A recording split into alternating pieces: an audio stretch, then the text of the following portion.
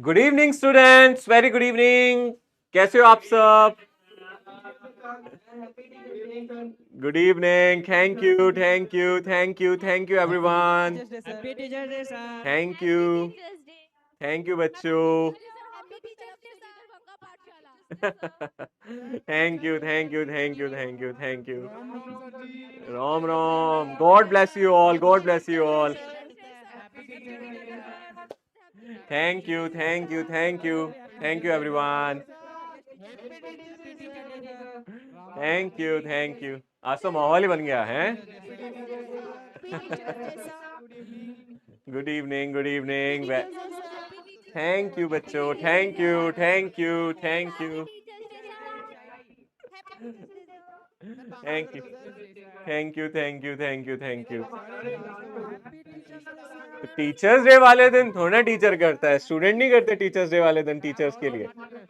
ठीक है, teachers day वाले दिन तो स्टूडेंट्स करते हैं ना, टीचर्स के लिए गाना गाते हैं, उनके लिए शायरी सुनाते हैं। टीचर्स डे वाले दिन तो टीचर थोड़ा करते। हैप्पी टीचर्स डे सभी को। थैंक यू बच्चे, थैंक यू, थैंक यू,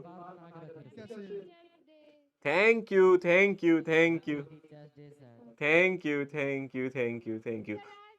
आज हम 2 घंटे पढ़ेंगे। आज टीचर्स डे है ना, आज हम एक्स्ट्रा पढ़ेंगे, ठीक है? हाँ, वही तो कह रहा हूँ, आज हम एक्स्ट्रा पढ़ेंगे। आज टीचर्स डे है ना, टीचर्स डे स्पेशल लेक्चर होने वाला है। आज 2 घंटे का लेक्चर है। Thank you, thank you. हैं, क्या करने का मन है आप बताओ? पार्टी करने का मन है। अच्छा, तो पार्टी सर क्यों डांस करे? टीचर्स डे है, टीचर्स को एंटरटेन करना होता है। टीचर आराम से बैठते हैं आज, वो आराम करते हैं और बच्चे परफॉर्म करते हैं आज। ऐसे थोड़ा ना होता है।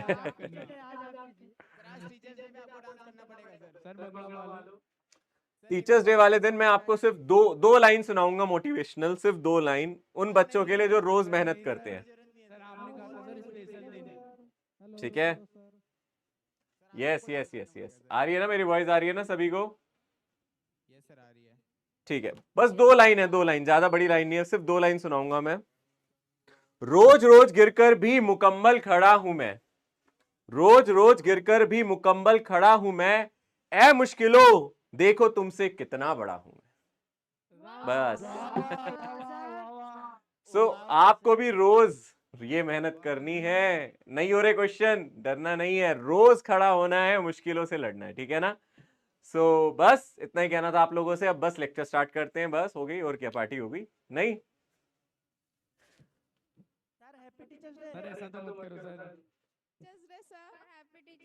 Thank you, thank you, thank you. कौन सा क्लास खाली है? ये क्या हुआ? कटक में क्या हुआ? Thank you. ये कटक में एक भी बच्चा क्यों नहीं है? थैंक यू, थैंक यू बेटा, thank you so much. Okay, चालू करें आज, फिर लेक्चर स्टार्ट करें। हाँ जी बेटा। Hello. Thank you, thank you, thank you. हाँ जी। आज मुझे क्यों बढ़िया करना चाहिए? आपको प्रिपेयर होके आना चाहिए था, आपको गाना सुनाना चाहिए था। आपको आपको गाना सुनाना चाहिए था। आज तो आपको याद करके आना चाहिए था कोई अच्छा सा सर के लिए, कि चलो सर को कुछ सुनाएंगे, आज सर का दिन है, टीचर्स डे है। सुनाना है किसी को कुछ, या फिर पढ़ाना स्टार्ट करूं मैं?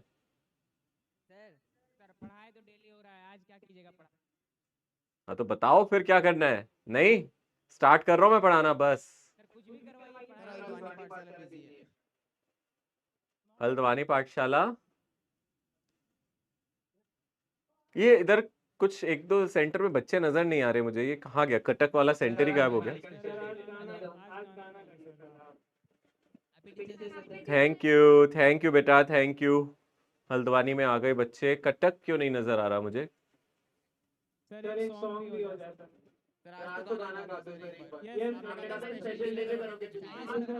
चलो आप गाना बताओ, मैं गा दूंगा, कोई भी गाना बताओ।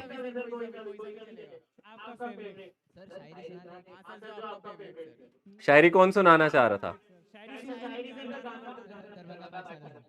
सुनाओ, चलो सुनाओ, आप सुनाओ कुछ। बोलो बोलो बोलो बोलो, चलो दरभंगा से बोलो।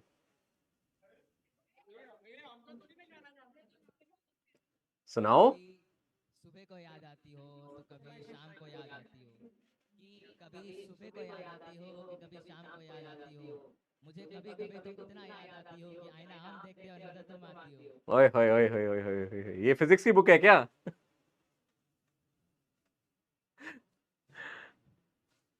अच्छा जी। उस भाई का दुख देख के हम क्या ही बताएं, ऐसा लग रहा है कि बेचारा बहुत तकलीफ में है उनका, शायरी सुन के तो ऐसा ही लग रहा है मुझे। हाँ, उसकी तकलीफें दूर करेंगे हम, टेंशन मत लो। उसे बहुत याद आ रही है। हाँ बोलो मैम, बोलो। हाँ हाँ गाओ आप आज मेरे लिए कर सकते हो, गाना गा सकते हो, आज मैं बुरा नहीं मानूंगा। सर चलो, आज शायरी का काम नहीं चलेगा। शायरी भी सुना सकते हो, कोई बात नहीं। सिर्फ 5 मिनट्स, फिर उसके बाद मैं पढ़ाऊंगा पर। ठीक है। हाँ। बट आज शायरी से काम नहीं चलेगा। फिर फिर गाना मैं गाना गाऊं? मुझे आता ही कहाँ है यार गाना। तुम गाना बता भी नहीं रहे, फिर मैं कौन सा सुनाऊं? हाँ बेटा आप गाओ, चलो। चलो सर, फिर यहाँ सेलिब्रेशन चल रहा है सर, ध्वनि पाठशाला में।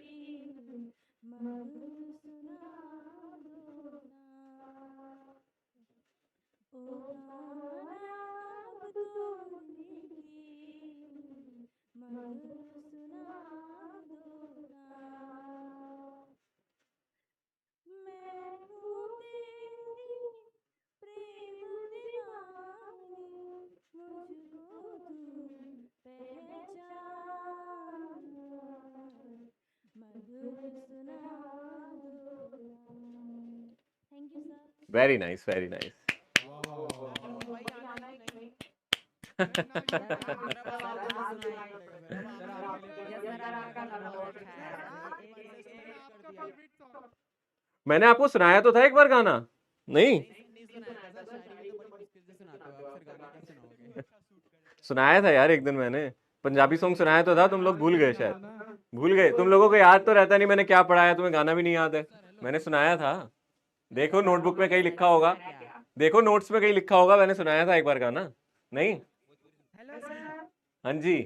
सर आप, मुझे लगता है पंजाबी सॉन्ग गाते होंगे, सुनाइए ना यार। यार मेरे को ज्यादा पंजाबी सॉन्ग्स आते नहीं है यार, सच्ची बात बताऊं। सर थोड़ा सा सर।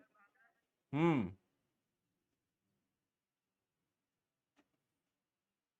चलो चलो स्टार्ट करते हैं, स्टार्ट करते हैं। ये गाने वाने, ये क्या यार, मेरे को कहाँ गाने वाने, कुछ नहीं। स्टार्ट करें पढ़ाई? थोड़ा सा सर, इतनी सी देर बाद रिक्वेस्ट मान लो सर।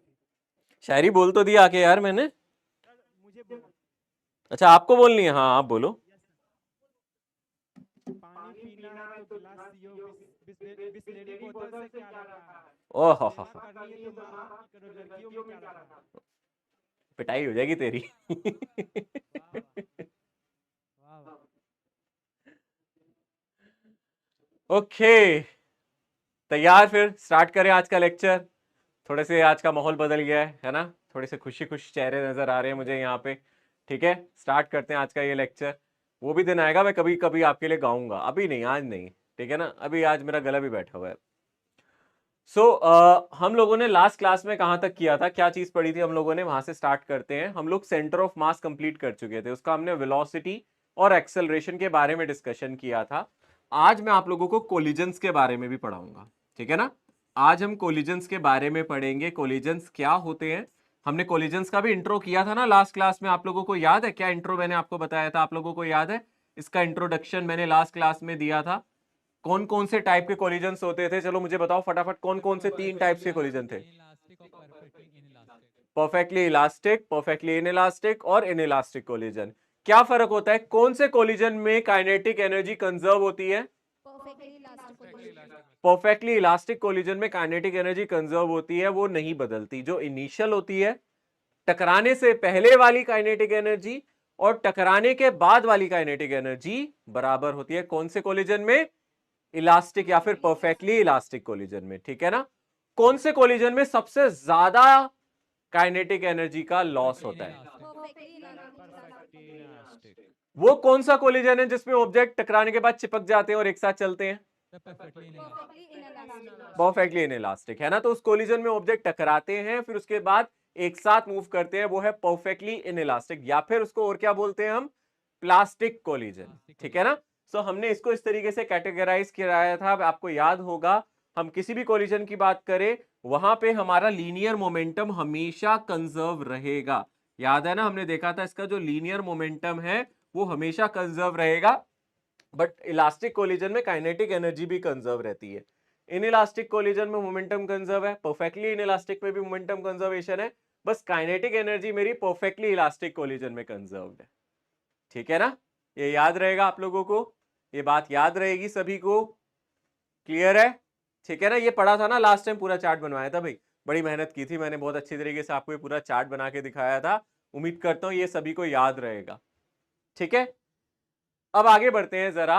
इसके बाद सबसे इंपॉर्टेंट जो हथियार है कोलिजन का, जहां से सारे क्वेश्चन सॉल्व हो जाते हैं, वो ये है। ये इंपॉर्टेंट है। क्या हम लोगों को समझना है, सबसे पहले हमें समझना है एक नई डेफिनेशन, वो होती है कोफिशिएंट ऑफ रेस्टिट्यूशन। क्या डेफिनेशन है ये, कोफिशिएंट ऑफ रेस्टिट्यूशन। ये होता क्या है, अगर मैं ध्यान से बताऊं, कोफिशिएंट ऑफ रेस्टिट्यूशन की बात करूं, सो कोलिजन होने के बाद क्या होता है, जब दो चीजें कोलाइड करती है, कोलाइड करने से पहले और कोलाइड करने के बाद रिलेटिव वेलोसिटी चाहिए। दोबारा सुनो मेरी ध्यान से बात, चीजों के टकराने से पहले क्या रिलेटिव वेलोसिटी थी और टकराने के बाद उनकी क्या रिलेटिव वेलोसिटी होगी, उसका ratio he coefficient of restitution है। जैसे कि मैंने बोला, इस ऑब्जेक्ट का मास m1 है, इस ऑब्जेक्ट का मास m2 है। टकराने से पहले ये u1 वेलोसिटी से जा रहा था और ये आगे जा रहा था u2 वेलोसिटी से। तो टकराने की कंडीशन ये है कि u1 u2 से बड़ा होना चाहिए, तभी एक दूसरे से कोलाइड करेंगे, है ना। ये कंडीशन है बिफोर कोलिजन, हम इसको बोलते हैं जस्ट बिफोर कोलिजन। कोलिजन होने से जस्ट पहले, कोलिजन होने से जस्ट पहले के कंडीशन ये है, ठीक है। अब कोलिजन होने के बाद क्या होगा, जब ये कोलाइड कर चुकी होंगी, ये दोनों अलग हो गए, मैंने मान लिया ये दोनों सेपरेट हो गए। अगर नहीं हुए होंगे तो अलग बात है, बट मैंने मान लिया यहाँ पे ये v1 है, ये v2 है, तो मैंने मान लिया ये दोनों सेपरेट हो गए हैं। अगर नहीं हुए होंगे तो v1 v2 सेम आ जाएगा और कोई फर्क नहीं पड़ता। तो हम ये कह रहे हैं कोलिजन के बाद इसकी स्पीड हो गई v2, कोलिजन के बाद इसकी स्पीड हो गई v1। तो हम कह सकते हैं ये कौन सी कंडीशन है, जस्ट आफ्टर कोलिजन। ये कंडीशन है जस्ट आफ्टर कोलिजन, कोलिजन होने के बाद की कंडीशन, ओके। अब अगर मैं बात करूं कोलिजन होने से पहले क्या रिलेटिव वेलोसिटी है, रिलेटिव वेलोसिटी बिफोर कोलिजन क्या है, अगर हम ध्यान से देखेंगे इसमें किसकी स्पीड ज्यादा है, u1 ज्यादा है या u2 ज्यादा है, बताओ मुझे, u1 ज्यादा है या u2, कौन ज्यादा है कोलिजन होने से पहले, u1 ज्यादा है। तो रिलेटिव स्पीड क्या होगी, जब चीजें सेम डायरेक्शन में जाती है ना, हाँ, जब ऑब्जेक्ट सेम डायरेक्शन में जाते हैं तो रिलेटिव वेलोसिटी सब्ट्रैक्ट होती है। जैसे मान लो अगर ये 7 मीटर पर सेकंड से जा रहा है, ये 3 से जा रहा है, तो आंसर क्या आएगा, 7 - 3, है ना। ये रिलेटिव स्पीड होगी। तो टकराने से पहले रिलेटिव स्पीड है u1 - u2 और टकराने के बाद v2 v1 से बड़ा होगा। ये कैसे पता है सर हमें, क्योंकि अगर v2 v1 से बड़ा नहीं हुआ ये तो फिर कोलाइड कर जाएंगे, है ना। तो एक ही बार तो कोलिजन होता है, टकराते हैं फिर वो अलग हो जाते हैं, तो इसका मतलब टकराने के बाद v2 v1 से बड़ा है।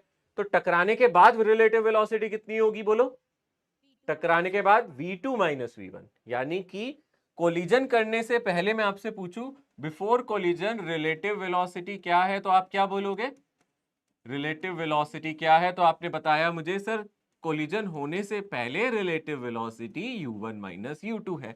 कोलिजन होने के बाद इनकी रिलेटिव वेलोसिटी कितनी है, किस वेलोसिटी से एक दूसरे से अलग हो रहे हैं, जुदा हो रहे हैं, तो अगर हम ध्यान से देखेंगे वो है कितना, बोलो, वो है v2 - v1। आप ऐसे समझो, इस रिलेटिव स्पीड से वो एक दूसरे की तरफ आ रहे हैं और इस रिलेटिव स्पीड से वो एक दूसरे से जुदा हो रहे हैं, ठीक है ना। ये जुदाई है इनकी, ठीक है ना, दुख हो रहा होगा, ठीक है। सो जुदाई का गम बहुत बड़ा है। रिलेटिव वेलोसिटी v2 - v1 है, इस स्पीड से वो जुदा हो रहे हैं, इससे उन दोनों को मिलना था, इससे वो जुदा हो रहे हैं। और कोफिशिएंट ऑफ रेस्टिट्यूशन क्या होता है, इसको हम बोलते हैं वेलोसिटी ऑफ जुदाई, यानी कि velocity of separation divided by velocity of approach, यानी कि ये वाली वेलोसिटी, इसको आप वेलोसिटी ऑफ अप्रोच भी कहते हो। इस वेलोसिटी से वो एक दूसरे की तरफ आ रहे हैं, अप्रोच कर रहे हैं, इसी को इसी वाली वेलोसिटी को वेलोसिटी ऑफ अप्रोच भी कहा जाता है। इस स्पीड से वो एक दूसरे को क्या कर रहे हैं, अप्रोच कर रहे हैं, तो इसलिए इसको वेलोसिटी ऑफ अप्रोच कहा जाता है। और इस वेलोसिटी को वेलोसिटी ऑफ सेपरेशन, इससे ये जुदा हो रहे हैं, इसलिए इसको वेलोसिटी ऑफ सेपरेशन कहा जाता है। तो कोफिशिएंट ऑफ रेस्टिट्यूशन इन्हीं का रेशियो है, यानी कि ये क्या है, velocity of separation divided by velocity of approach. आप चाहो तो यहां मोड लगा दो कि अगर आपका आंसर नेगेटिव आ रहा है तो आपका आंसर पॉजिटिव ही आना चाहिए, क्योंकि ये रेशियो जो होता है ये हमेशा पॉजिटिव लेते हैं, हम इसका सिर्फ मैग्नीट्यूड लेते हैं। Velocity of separation by velocity of approach, इसको लिखो पहले। जी बेटा,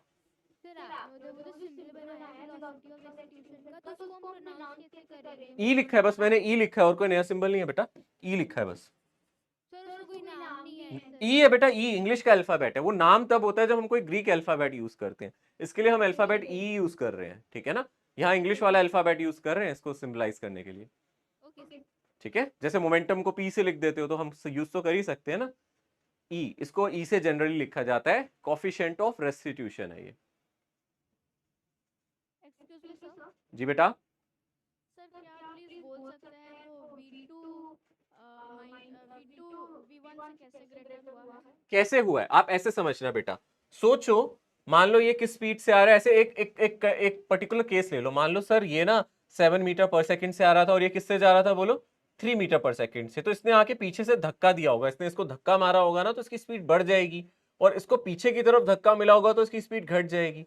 तो अगर आगे वाले की स्पीड ज्यादा नहीं हुई तो फिर ये अलग कैसे होंगे एक दूसरे से, टकराने के बाद जैसे इसने इसको टक्कर मारी फिर ये अलग हो रहे हैं। अलग होने की कंडीशन तो यही है ना कि आगे वाले की अब स्पीड ज्यादा होनी चाहिए और पीछे वाले की कम टकराने के बाद, वरना तो सोचो ये अलग कैसे होंगे, अलग तो तभी हो पाएंगे ना, ओके सर, थैंक यू। ठीक है ना। ऐसा होगा, आप हर बार करके देखना। आप एक काम करना, 2 बॉल लेना, ठीक है ना, दोनों मूव कर रही है, पहले एक धीरे से मूव कराना, पीछे से दूसरे को धक्का मारना, वो अलग हो जाएंगी, तो जो आगे वाली है उसकी स्पीड बढ़ जाएगी। उसका रीजन भी है, ये इसको आगे की तरफ धक्का देगी तो इसकी स्पीड बढ़ जाएगी, और ये इसको पीछे की तरफ धक्का देगी तो इसकी स्पीड घट जाएगी। इसको रिटार्डेशन मिलेगा, उसको कुछ एक्सेलरेशन छोटे से मूवमेंट के लिए। सर मतलब M2 को उसके डायरेक्शन में ही वेलोसिटी लगा है, इसलिए उसका हाँ, क्योंकि देखो जब इसने इसको टक्कर मारी होगी at the time of collision तो इसको आगे की तरफ फोर्स मिला होगा, और इसने इसको धक्का मारा होगा पीछे तो इसको पीछे की तरफ, तो इसकी स्पीड और बढ़ गई। ऐसा हुआ ना, जैसे आप आगे भाग रहे हो, पीछे से आपका दोस्त आपको धक्का मारे तो आपकी स्पीड बढ़ जाएगी, है ना। Okay sir, thank you sir. कहने के इसमें आप V1 का डायरेक्शन सेम दे दिए V2 से, हाँ सेम ही है, मतलब सेम नहीं भी हो सकता, हो भी सकता है, मतलब हमने ना यहाँ जनरल कंडीशन डाली है, ये वेक्टर है। मान लो आप ऐसे भी कह सकते हो कि सर ऐसा भी हो सकता है कि आमने सामने आ रहे हो तो भी इक्वेशन एप्लीकेबल है, हाँ, बस फिर उसमें आप U1 को पॉजिटिव डालोगे और U2 को क्या डालोगे बेटा बोलो, नेगेटिव। सुनो सुनो सुनो सुनो, मेरी बात कंप्लीट होने दो। आप यहां भी कह सकते हो कि सर यहां भी U1 U2 पॉजिटिव नेगेटिव हो सकते हैं, मान लो आसपास हो रहे हो सकता है ये पॉजिटिव हो और ये नेगेटिव हो, है ना। आप ये भी कह सकते हो कि सर हो सकता है टकराने के बाद ये पीछे चला जाए, हो सकता है ये आगे ही जाए। सर हमें कैसे पता चलेगा, जब आपको यहाँ कोफिशिएंट दिया होगा V1 V2 आप निकालोगे, अगर आपका फाइनली V1 नेगेटिव आ जाता है मतलब पीछे जा रहा है, अगर पॉजिटिव आता है तो हम मान लेंगे वो आगे जा रहा है। तो इसकी इंफॉर्मेशन क्वेश्चन में देगा, आपको घबराना नहीं है। अभी हमने ये केस माना है कि ये भी आगे जा रहा है, ये भी आगे जा रहा है, टकराने के बाद भी दोनों आगे जा रहे हैं, ठीक है। और फोर्स पीछे लगने का मतलब ये थोड़ा है कि वो पीछे चला जाएगा, फोर्स पीछे लगने का मतलब है उसकी स्पीड कम हो जाएगी। अगर मैं आगे भाग रहा हूं, मुझे कोई हल्का सा पुश करे तो हो सकता है मेरी स्पीड कम हो, जरूरी थोड़ा ना मैं पीछे ही चला जाऊं। बात समझ रहे हो मेरी बात, और होगा भी ये, है ना। जब आप इस बॉल को इससे टकराओगे, ऐसा नहीं है कि ये टकराने के बाद पीछे चला जाएगा कि सर फोर्स पीछे मिल रहा है तो पीछे क्यों नहीं जा रहा, नहीं, क्योंकि इसके पास कोई स्पीड है ना आगे की तरफ, तो क्यों पीछे जाएगा, ठीक है। स्पीड घट जाएगी, उस फोर्स से इसकी स्पीड घट रही है, ऐसा नहीं कि वो पीछे चला गया, ठीक है।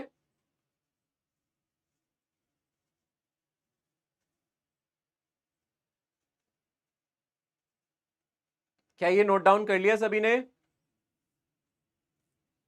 Yes sir. ओके, सो इसी चीज को हमने यहाँ लिखा हुआ है बेटा, कोफिशिएंट ऑफ रेस्टिट्यूशन को ही मैंने यहाँ लिखा हुआ है, आप देख सकते हो ये क्या है, velocity of separation divided by velocity of approach, तो वही वाली वेलोसिटी को हमने यहाँ लिखा हुआ है। ओके, अब याद रखना सबसे इंपॉर्टेंट बात, अगर कोलिजन परफेक्टली इलास्टिक होता है तो उसके लिए ई की वैल्यू क्या आती है, 1 आती है। इसका क्या मतलब है, परफेक्टली इलास्टिक में ई की वैल्यू हमेशा 1 आएगी, है ना। हम इसको प्रूफ भी कर सकते हैं पर प्रूफ की जरूरत नहीं है। यहां हम लोगों को याद रखना है फॉर परफेक्टली इलास्टिक कोलिजन, जिसमें क्या क्या कंजर्व होता है, जिसमें मोमेंटम भी कंजर्व होता है, और क्या कंजर्व होती है बच्चों, और क्या कंजर्व होती है, काइनेटिक एनर्जी भी कंजर्व होती है। ऐसे केस में आप कह सकते हो कि सर ई जो कि क्या है 1 है, वो किसके इक्वल है, ये है velocity of separation divided by velocity of approach. यानी कि ये 1 तभी आएगा जब ये दोनों वेलोसिटी सेम होंगी, मतलब वेलोसिटी ऑफ सेपरेशन और वेलोसिटी ऑफ अप्रोच अपनी क्या हो जाएंगी इस केस में, सेम। जिस वेलोसिटी से वो सेपरेट कर रहे हैं उसी वेलोसिटी से वो अप्रोच करेंगे। यानी कि आप क्लियरली यहां से कह सकते हो वेलोसिटी ऑफ सेपरेशन किसके बराबर है, velocity of approach. Velocity of separation किसके बराबर है, वेलोसिटी ऑफ अप्रोच के बराबर है। This is known as perfectly elastic collision. Case number 1 है ये बेटा।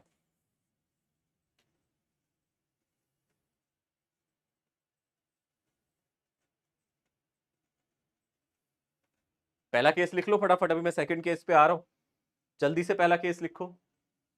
इलास्टिक कोलिजन में जिस रिलेटिव स्पीड से वो सेपरेट होते हैं उसी रिलेटिव स्पीड से वो अप्रोच होंगे।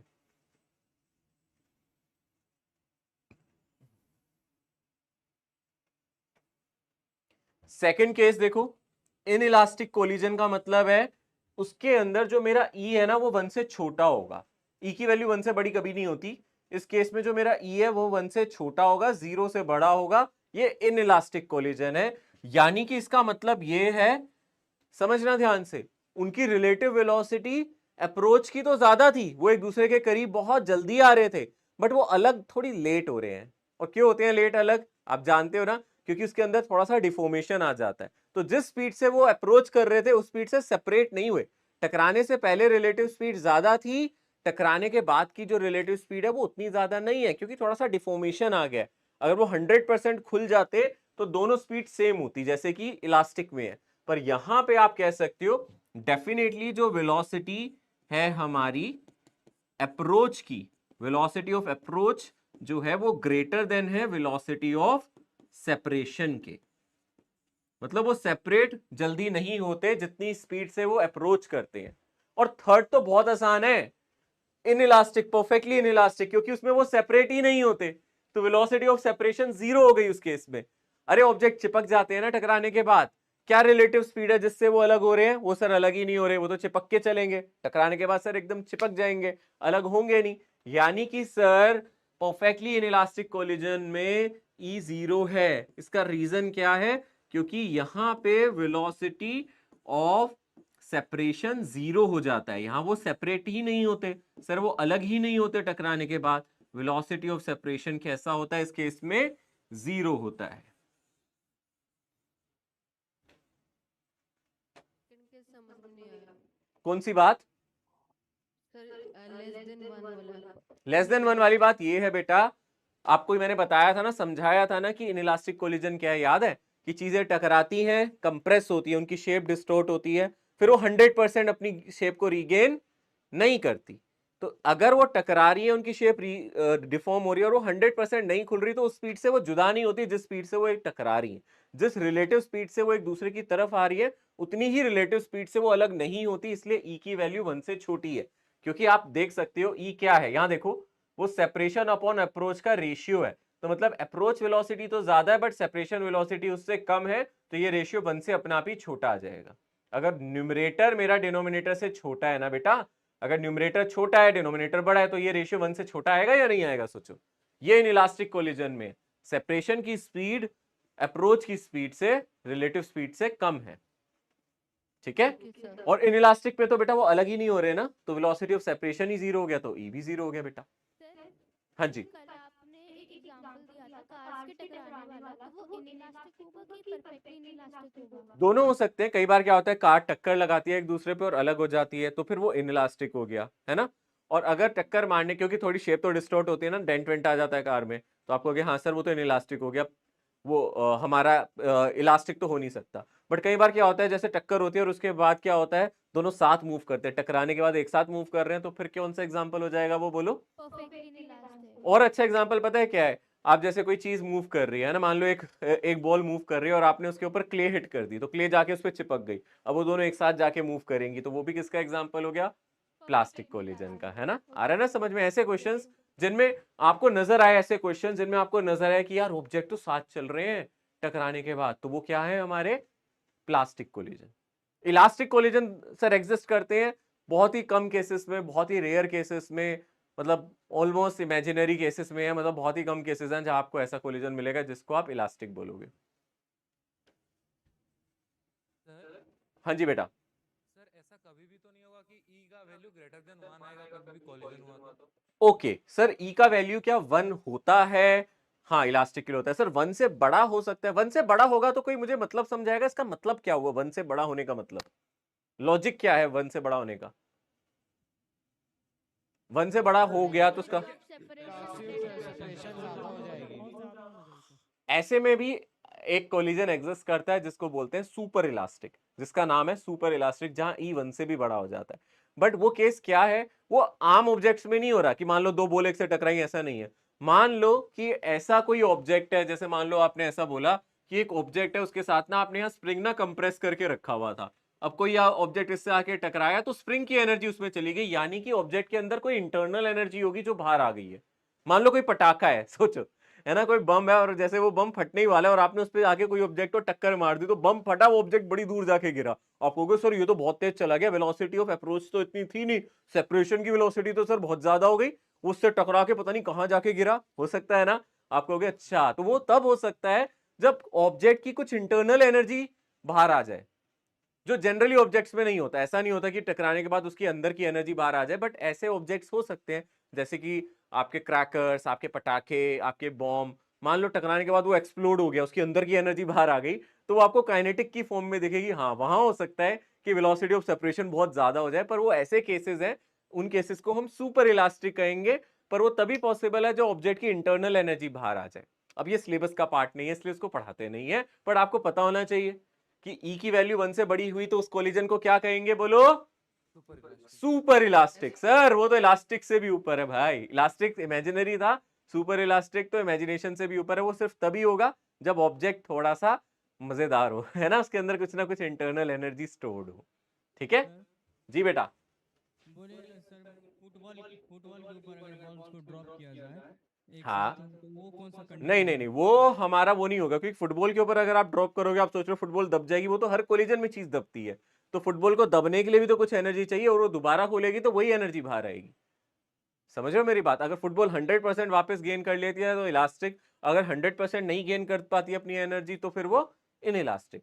बट मैंने आपको बताया मेजरली कोलिजन्स हमारे इन इलास्टिक ही होते हैं। मेजरली कोलिजन्स हमारे कैसे होते हैं, बोलो? In elastic. ठीक है ना। साथ ही ड्रॉप कर रहे हैं अगर आप ये कह सकते हो कि सर मान लो फुटबॉल सर पहले से दबी हो, आप ये कह सकते हो मान लो सर फुटबॉल पहले से दबी हो और आप ऑब्जेक्ट पे उस पर क्लिक करो, इतनी देर में वो फुटबॉल खुल रही हो, ओपन अप हो रही हो, तो वो अलग तरीके का कोलिजन बन जाएगा सर। वो इसका मतलब है फुटबॉल की पहले से एनर्जी कुछ थी स्टोर्ड, आपने उसको यूज किया। पर हम ये बात नहीं कर रहे, हम पहले बोल रहे हैं फुटबॉल अपनी प्रॉपर शेप में थी, जो शेप होती है फुटबॉल की एकदम स्फेरिकल शेप में थी, और आपने ऑब्जेक्ट को हिट किया, टकराया, वो दबा, फिर खुला, तो इलास्टिक। अगर 100% खुल गया तो इलास्टिक, अगर 100% नहीं खुला तो इन इलास्टिक। ठीक है ठीक है sir, thank you. Okay. Equation for collision बहुत इंपॉर्टेंट है, हमें ये कुछ बातें याद रखनी है। ये सबसे जनरल इक्वेशन है, this is the general equation, और अगेन बहुत इंपॉर्टेंट स्लाइड भी। ठीक है ना, जनरल इक्वेशन और बहुत इंपॉर्टेंट स्लाइड्स भी हैं ये। आप देखो ना ध्यान से, अगर कोलिजन हो रहा है तो सबसे पहले हम कौन सा कंजर्वेशन लगा सकते हैं, लीनियर मोमेंटम का। क्या ये मैंने पहले बताया था आपको? कोलिजन में लीनियर मोमेंटम हमेशा क्या रहेगा, बोलो? कंजर्व। यानी कि अगर पहला ऑब्जेक्ट इसका मास m1 है, इसकी वेलोसिटी u1 है। अच्छा, किसका लीनियर मोमेंटम कंजर्व है, m1 का, m2 का, या फिर सिस्टम का? सिस्टम का। वेरी गुड, है ना। m1 का कंजर्व नहीं है, m2 का कंजर्व नहीं है, किसका कंजर्व है? सिस्टम का कंजर्व है। आप ये मत कहना कि सर m1 का मोमेंटम कंजर्व है, आप ये भी नहीं कह सकते m2 का कंजर्व है। आप कहोगे सर इन दोनों का मोमेंटम जोड़ के देखा जाता है तो वो कंजर्व होता है, तो यही हमने यहां लिखा है m1 plus u1 sorry m1u1 plus m2u2 m1v1 plus m2v2, ये मेरा इनिशियल मोमेंटम हो गया सिस्टम का और ये मेरा फाइनल हो गया। कोलिजन में मोमेंटम हमेशा क्या रहता है? Linear momentum conserve. कौन से कोलिजन में कंजर्व होता है? इलास्टिक में, इनइलास्टिक में या फिर प्लास्टिक में? किस में कंजर्व होता है ये? कौन से कोलिजन में लीनियर मोमेंटम कंजर्व होता है?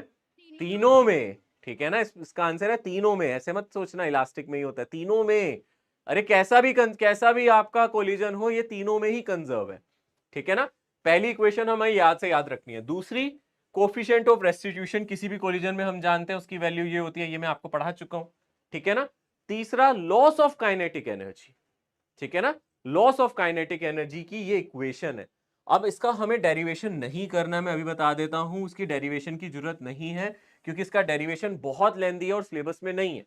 So don't need to do this derivation. ये एक छोटा मेथड है आपको याद रखने का, क्योंकि अगर आपने ये फॉर्मूला याद रखा तो एग्जाम में क्वेश्चन बहुत जल्दी होगा। नहीं याद रखा तो आपको पूरी इक्वेशन लिखनी पड़ेगी, पहले ये वाली, फिर ये वाली, फिर काइनेटिक एनर्जी वाली, और सॉल्व करना पड़ेगा कम से कम 4 मिनट का क्वेश्चन। अगर आपने ये इक्वेशन याद कर ली, वो इक्वेशन 30 सेकंड में होगा सॉल्व, और डेरिवेशन की रिक्वायरमेंट इसमें नहीं है। और अगर मैं करने भी बैठूंगा पूरे 5-10 मिनट जाएंगे, लंबा डेरिवेशन, इसलिए अवॉइड करते हैं इसका डेरिवेशन। और कोई बच्चा कहेगा सर ये फॉर्मूला याद नहीं हो रहा, तो उसका तरीका मैं बताऊंगा। अगर आपको ये फॉर्मूला याद करने में दिक्कत है तो मैं इसका मेथड बताऊंगा कि ये कैसे जल्दी याद हो। पर ये याद रखना, ये फॉर्मूला है किसका? ये किसका फॉर्मूला है बेटा? Loss of kinetic energy. Loss of kinetic energy का मतलब कोलिजन होने से पहले की काइनेटिक एनर्जी माइनस कोलिजन होने के बाद की काइनेटिक एनर्जी, उनका डिफरेंस है यहां जो मैंने डेल्टा के लिखा है। समझ में आ रहा है? डेल्टा के यहां पे इनिशियल माइनस फाइनल है, मतलब मैंने पॉजिटिव मैग्नीट्यूड लिया है इसका। बेसिकली मैं डेल्टा के का मैग्नीट्यूड लिख रहा हूं, initial energy minus final energy of system, ठीक है ना। किसकी बात कर रहे हैं यहां? सिस्टम की। ओके, बोलो बेटा क्या कह रहे हो?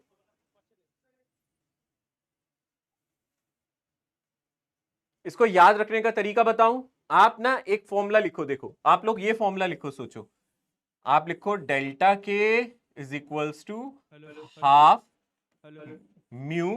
म्यू का मतलब यहां पे मास की जगह है, और रिलेटिव वेलोसिटी है ना, रिलेटिव वेलोसिटी का स्क्वायर, और into 1 minus E square, into 1 minus E square, ठीक है। अब आप कहोगे सर म्यू क्या है? म्यू को हम बोलते हैं इफेक्टिव मास। आप इसको याद रखो, m1 m2 divided by m1 plus m2, और रिलेटिव वेलोसिटी तो आपको पता है u1 माइनस u2 है, ठीक है ना। ये मेरी रिलेटिव वेलोसिटी, आप इसको ऐसे याद रख सकते हो इन केस आप भूल जाते हो। हाफ म्यू रिलेटिव वेलोसिटी का स्क्वायर 1 माइनस ई का स्क्वायर, तो ये फॉर्मूला बन जाएगा mu m1 m2 divided by m1 plus m2। इसको हम बोलते हैं रिड्यूस मास। इसको आप बोल सकते हो कुछ कुछ इफेक्टिव या फिर रिड्यूस मास भी बोल सकते हो, या फिर आप इसको इफेक्टिव मास कह सकते हो यहां। तो ये फॉर्मूला आपको अगर याद है, क्वेश्चन जल्दी होगा। मैं क्वेश्चन कराऊंगा भी, आप देखना, बट इस फॉर्मूले से जल्दी हो जाएगा। इसी फॉर्मूले को देखो, सभी यहां देखो, लिखना छोड़ दो, इस फॉर्मूले को देखो। फॉर्मूला नजर आ रहा है आपको ये वाला? मुझे बताओ इलास्टिक कोलिजन में ई की वैल्यू क्या थी? जल्दी से बोलो, इलास्टिक कोलिजन में ई की वैल्यू कितना थी? बोलो, इलास्टिक कोलिजन में ई की वैल्यू कितनी थी? 1 थी ना। और इलास्टिक कोलिजन में काइनेटिक एनर्जी का लॉस होता है या नहीं होता? नहीं होता। आप यहां ई की जगह 1 डालो तो ये क्या बन जाएगा? 1 माइनस 1 0, यानी कि डेल्टा के कितना आ जाएगा? 0, है ना। बढ़िया इक्वेशन। अरे हाँ सर, इलास्टिक कोलिजन में ई की वैल्यू 1 होती है। अगर आपने यहाँ ई की जगह 1 डाल दिया, मतलब इलास्टिक कोलिजन में डेल्टा की अपना आप क्या आ जाएगा? बोलो, 0। इसके अलावा ई की वैल्यू 1 से 0 के बीच में लाई करती है। आपको क्वेश्चन में ई दे दे, आपको क्वेश्चन में अगर वो ई बता दे, आप यहाँ ई डाल दो, आपको डेल्टा के मिल जाएगा। और सबसे ज्यादा लॉस कौन से कोलिजन में होता है एनर्जी का? उसके लिए ई की वैल्यू क्या होती है? उसके लिए ई की वैल्यू क्या होती है? 0। तो यहां अगर आपने ई को 0 डाल दिया तो आपके पास सिर्फ यही बचेगा, half m1 m2 divided by m1 plus m2 u1 minus u2 का होल स्क्वायर। यानी कि मैक्सिमम जो लॉस होगा वो इनइलास्टिक में होगा। जो डेल्टा के का मैक्सिमम लॉस होगा, जो आप कहोगे कि डेल्टा के में मैक्सिमम लॉस हो रहा है, वो कितना होगा? बोलो, half m1 m2 divided by m1 plus m2 और रिलेटिव वेलोसिटी का स्क्वायर, यानी कि u1 माइनस u2 का स्क्वायर। तो this is a maximum loss, इससे ज्यादा लॉस एनर्जी में नहीं हो सकता, काइनेटिक एनर्जी में।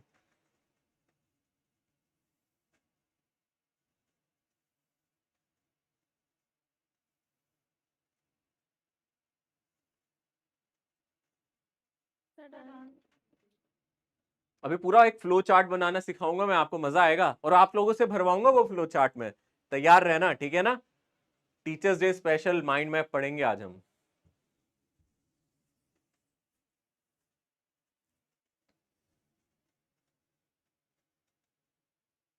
सभी ने नोट कर लिया है क्या? लिखो लिखो लिखो लिखो। सर तो नीचे फॉर्मूला लिखा था 1 माइनस ई स्क्वायर नहीं आएगा? बेटा थोड़ा तेज बोलना, क्या कह रहे हो? सर तो नीचे फॉर्मूला लिखा है लेफ्ट साइड, उसमें 1 माइनस ई स्क्वायर नहीं आएगा? 1 माइनस, बेटा हमने इसके लिए लिखा मैक्सिमम लॉस के लिए, और मैक्सिमम लॉस के लिए ई की वैल्यू क्या रखनी है हमें? 0, क्योंकि मैक्सिमम लॉस कौन से कोलिजन में होता है? परफेक्टली इनइलास्टिक, और परफेक्टली इनइलास्टिक में ई की वैल्यू क्या होती है बोलो? यहाँ ई कितना रखा हुआ है मैंने? 0, इसलिए वो नहीं आया ना 1 माइनस ई स्क्वायर। ये तो जनरल फॉर्मूला है, इसको आप किसी भी कोलिजन में लगा सकते हो, बस आप ई की वैल्यू बताओ, आपको एनर्जी का लॉस मिल जाएगा। ई की वैल्यू बता दो, एनर्जी का लॉस निकाल लो, ठीक है।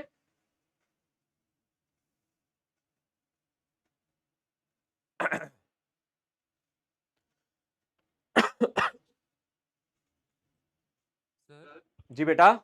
सर तो परफेक्टली इलास्टिक में तो सर इसका चेंज इन काइनेटिक एनर्जी 0 आएगा। हाँ तो बताया तो था, परफेक्टली इलास्टिक में ई की वैल्यू 1 डालोगे तो डेल्टा के 0 आ जाएगा। परफेक्टली इलास्टिक में डेल्टा के 0 है, बताया तो था मैंने। ई को 1 डालो 0 आ जाएगा, बताया तो था, लिखा तो है इसने, यहाँ लिखा भी है डेल्टा के 0 फॉर परफेक्टली इलास्टिक, डेल्टा के मैक्सिमम फॉर परफेक्टली इनइलास्टिक, लिखा हुआ है उसने।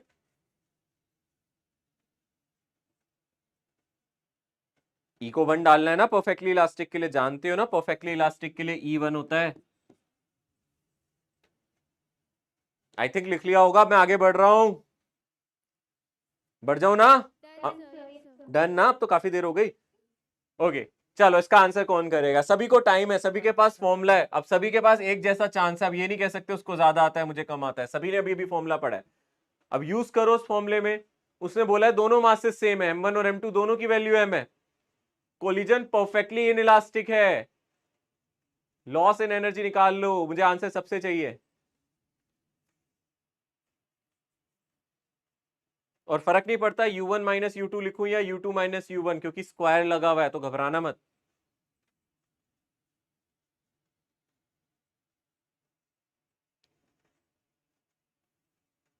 ऑप्शन 2 सर बी होना चाहिए। 3 होगा। ऑप्शन 3 बी या सी? Sir B sir.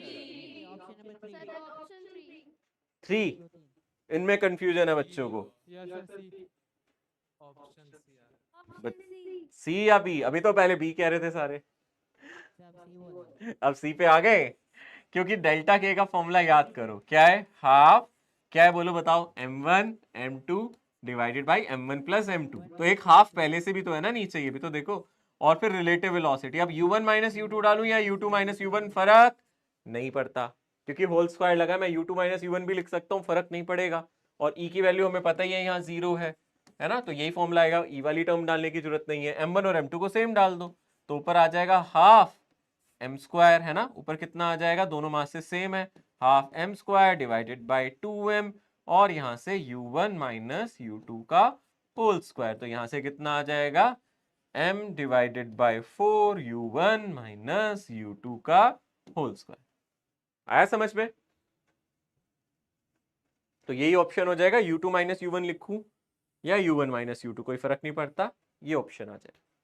आसान हो गया, देखा आपने इस फॉर्मूले से कितना आसान हो गया ना।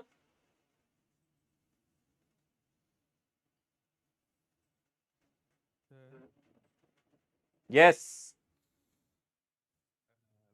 सर एक्चुअली मतलब वो इशू हो गया था तो हम नहीं कर पाए कनेक्ट। तो सर आप क्या बता सकते हैं कि मतलब कितना हमें छोड़ना है स्लाइड, मतलब पेज कितना छोड़ना है? मतलब बेटा, पूरी कहाँ तक किया था आपने? लास्ट क्या देखा था बेटा? जी लास्ट कौन सा स्लाइड देखा था बेटा? ये वाला? आप बताओ ना बच्चे, मुझे कौन सी स्लाइड पे थे आप बेटा, मैं वहीं से दिखाऊं ना आपको। कुछ कह रहे हो, आपकी बिल्कुल वॉइस नहीं आ रही। कौन सी पाठशाला में हुआ है ड्रॉप? ये सर कटक पाठशाला था सर। कटक में?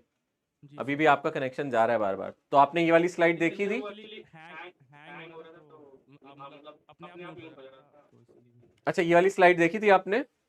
हाँ, ये वाली स्लाइड जब आई थी तभी हम आए थे। है ना, बहुत इससे इस स्लाइड पे ही आए थे, इससे पहले कुछ नहीं देखा था आपने। मतलब ये मेन स्लाइड है ना सर? हाँ, ये मेन स्लाइड है, जी सर। ठीक है ना, ये मेन स्लाइड है। बस इस पे आपको मैंने ये फॉर्मूला लिखा है डेल्टा के का बेटा, ये लिख लेना आप, है ना। और फिर इसी से हमने क्वेश्चन सॉल्व किया। डेल्टा के का formula m1 m2 divided by 2m1 plus m2 u1 minus u2 square 1 minus e square. Collision में e की वैल्यू डालो और डेल्टा के निकालो, बस यही किया हमने। This is loss in kinetic energy. तो इसके बाद बस ये क्वेश्चन कराया है मैंने।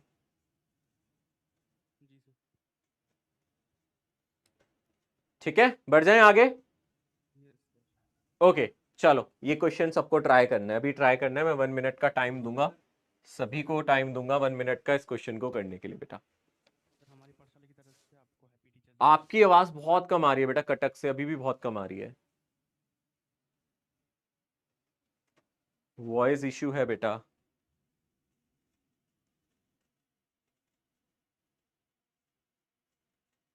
सर आपको आ रही है हमारी आवाज? हाँ अब आ रही है, बहुत परफेक्ट आ रही है।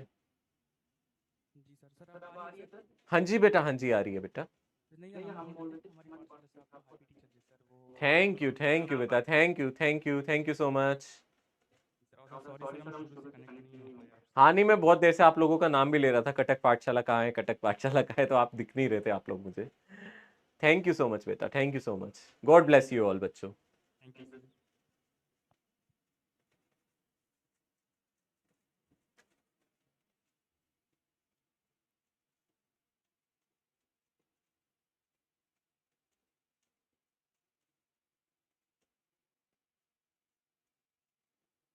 हाँ जी, किसी का कोई आंसर कुछ भी आया हो? टाइमर बढ़ा दूं? चलो, और टाइम दिया, ट्राई करो सभी।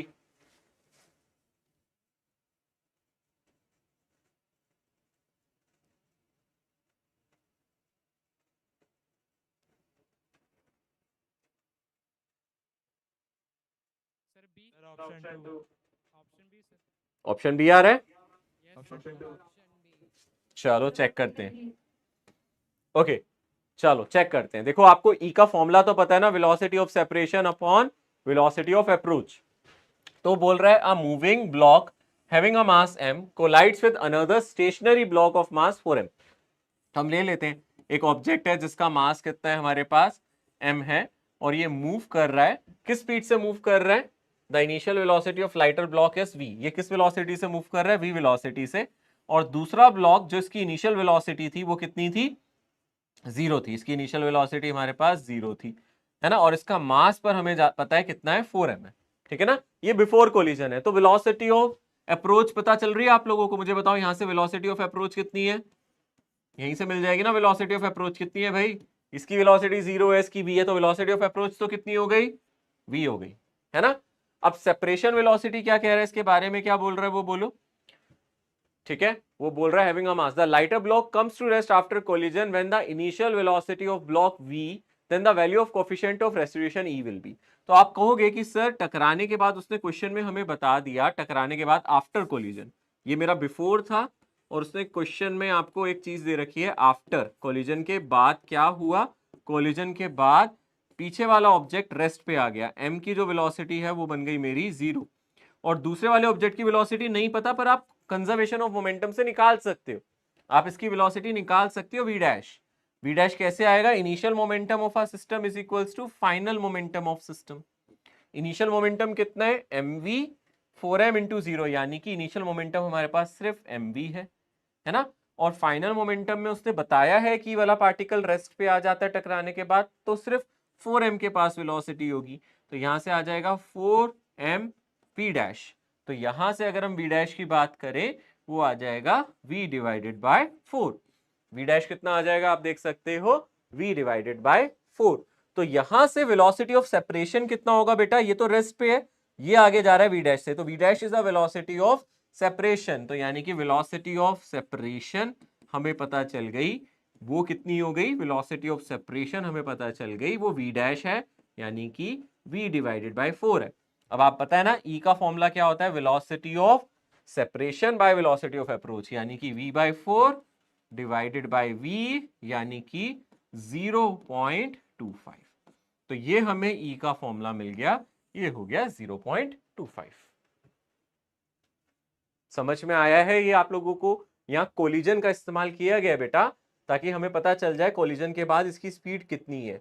अच्छी बात ये उसने हमें बता दिया इसकी स्पीड कितनी है कोलिजन के बाद, तो इससे हमें पता चल जाएगा इसकी स्पीड, इसका मोमेंटम इसके मोमेंटम के बराबर हो जाएगा, तो यहां से ये वेलोसिटी आ जाएगी। फिर आप फॉर्मूले में डाल दो बेटा।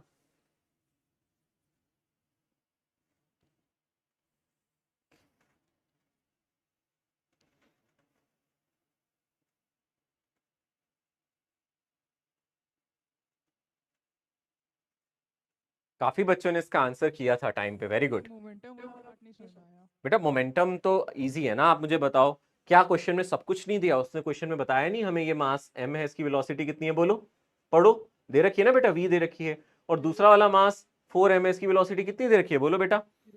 तो इसका इनिशियल मोमेंटम कितना हुआ सिस्टम का, बोलो। ये नहीं हुआ इनिशियल मोमेंटम कितना हुआ, सिर्फ इसी का मोमेंटम हुआ इनिशियल, क्योंकि इसका तो कोई मोमेंटम है नहीं, तो इनिशियल मोमेंटम mv, बोलो। और टकराने के बाद उसने क्या बोला है, देखो उसने बोला है the block comes to rest, the lighter block comes to rest after collision, यानी कि जो ब्लॉक पीछे टकरा रहा था, टकराने के बाद वो रुक गया, तो फाइनली सिर्फ आगे वाला ब्लॉक मूव करेगा, तो इसकी वेलोसिटी होगी v डैश और इसकी वेलोसिटी होगी 0। तो मैं फाइनल मोमेंटम की बात करूं तो इसका तो मोमेंटम है नहीं, सिर्फ इसी का मोमेंटम होगा 4mv डैश, तो final momentum 4mv dash, initial momentum final के इक्वल, कंजर्वेशन ऑफ मोमेंटम तो लगेगा ना, m से m कटा, तो v डैश कितना आ गया, v बाय 4 आ गया ना। तो अब आपको पता है कि ये किस वेलोसिटी से अप्रोच कर रहा था, v से, किस वेलोसिटी से अलग हो रहे हैं, v डैश से, क्योंकि पहले ये रेस्ट पे था, अब ये रेस्ट पे है, तो velocity of approach is v, velocity of separation is v dash. मैंने वही किया बेटा, velocity of separation by velocity of approach किया बेटा। ठीक है, आप क्लियर है?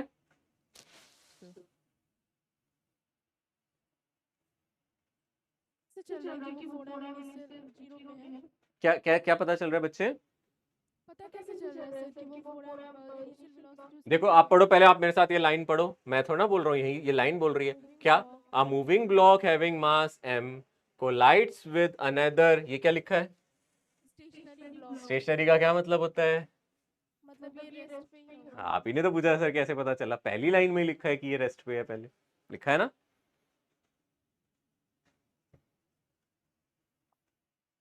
फिर अगली लाइन में ये भी दिया है, जो लाइटर वाला ब्लॉक था, मतलब जो पीछे वाला ब्लॉक था, वो कम्स टू रेस्ट आता है बट आफ्टर कोलिजन, मैंने भी वही किया है, पहले बिफोर कोलिजन ये रेस्ट पे था, आफ्टर कोलिजन ये वाला ऑब्जेक्ट रेस्ट पे आ गया बेटा।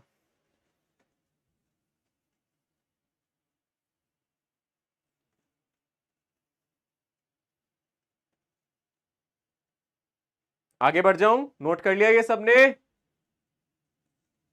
मैं आगे बढ़ रहा हूं, चलो। परफेक्टली इलास्टिक कोलिजन में हम ये फॉर्मूलेस भी याद रखेंगे, यानी कि ये कैसे आते हैं, मैं आपको इसका फॉर्मूला बहुत आराम से बता सकता हूं। आपको पता है मोमेंटम कंजर्व हो रहा है, इनिशियल और फाइनल मोमेंटम कंजर्व है, मतलब m1u1 प्लस क्या लिख सकते हैं हम, m2u2 किसके बराबर है, बोलो, m1v1 प्लस m2v2 इसके बराबर है।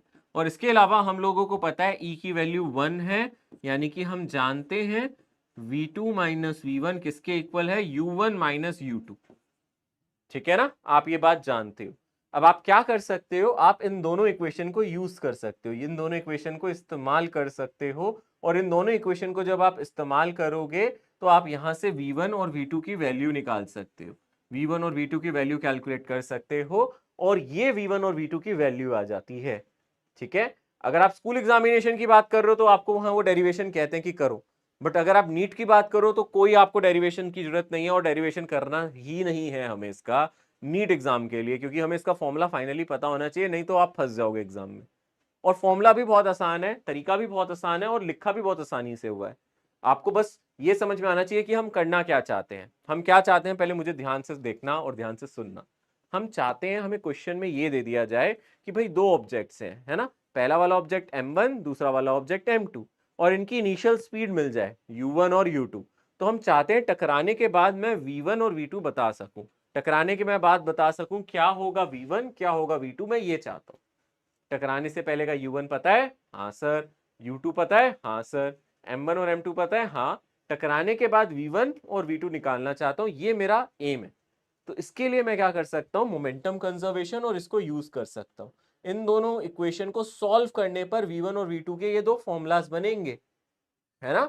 v1 का formula u1 u2 m1 m2 की टर्म में, और v2 का फॉर्मूला भी m1 m2 u1 और u2 की टर्म में बनेगा।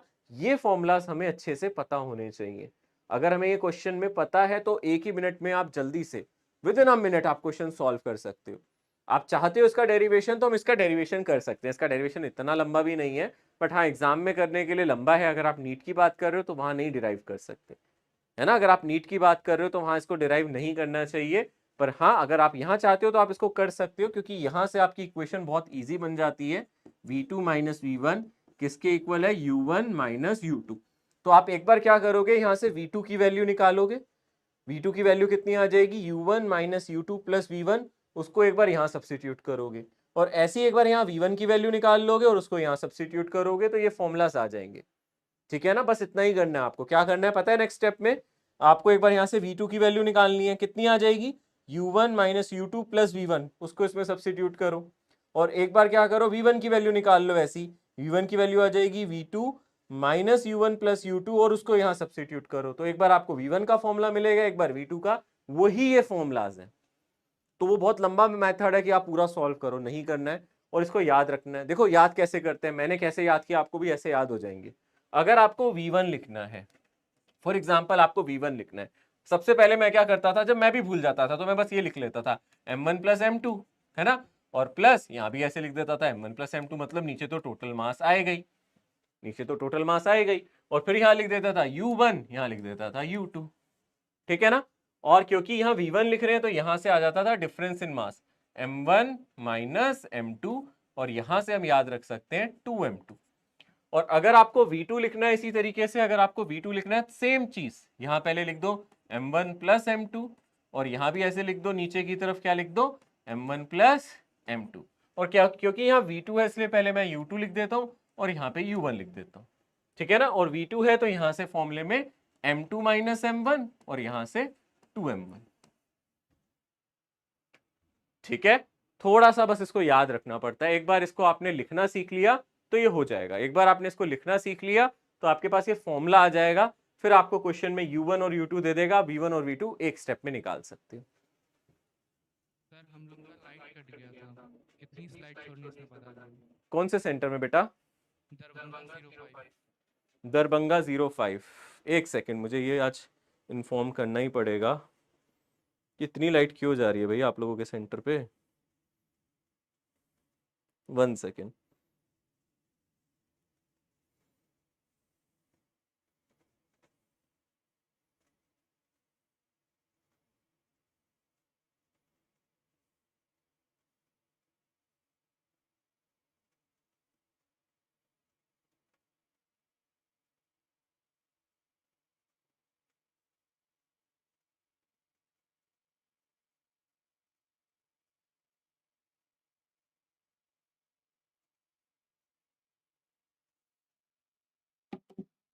ओके, सो आपने कहां तक लिखा है बच्चा दरभंगा में? बच्चे ये क्वेश्चन आपने देखा था दरभंगा में, दरभंगा 05? Yes sir. ये वाला कर लिया था आपने क्वेश्चन?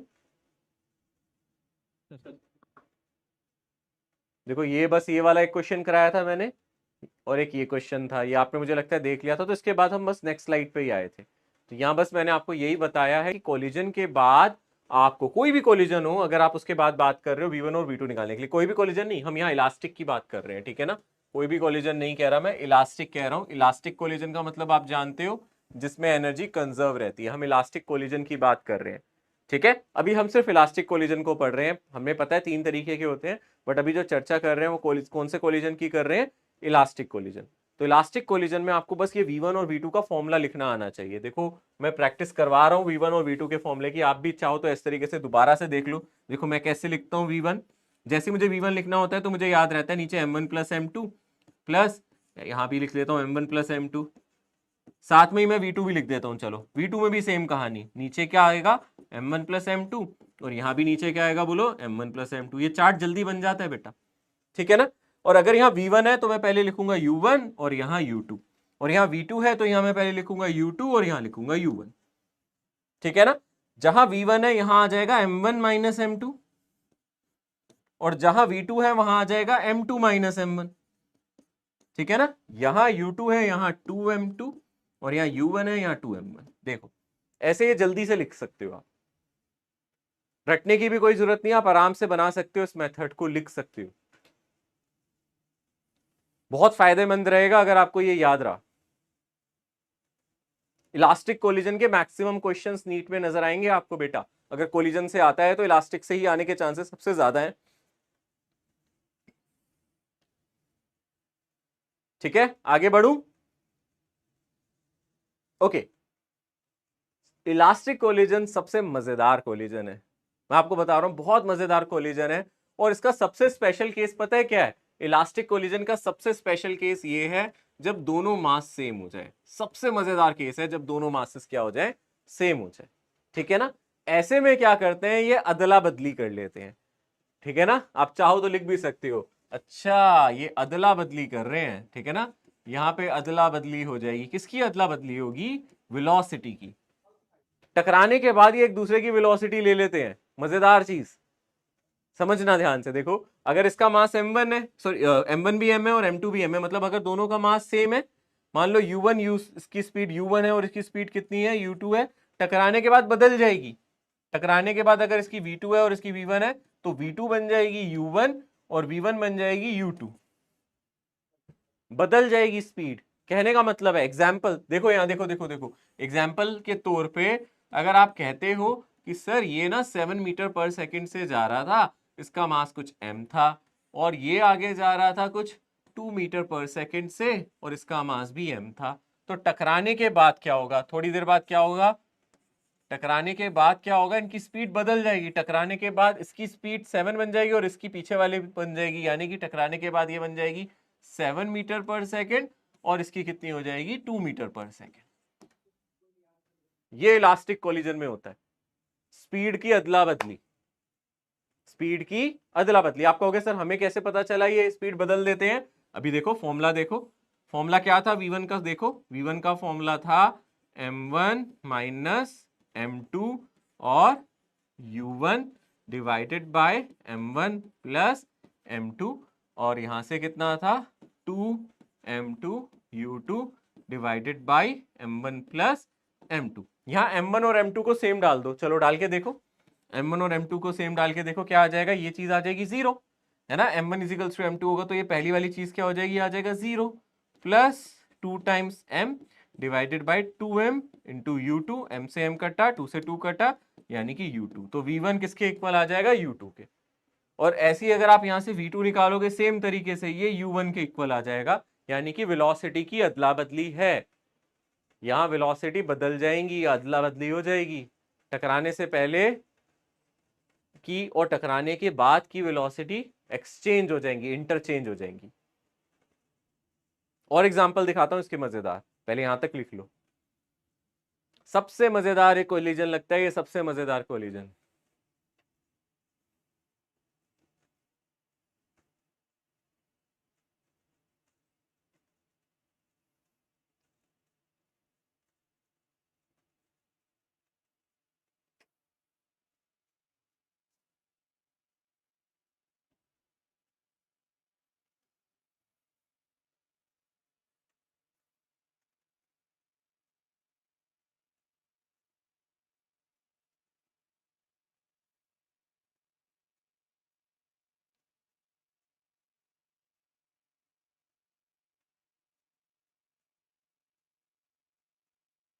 डन।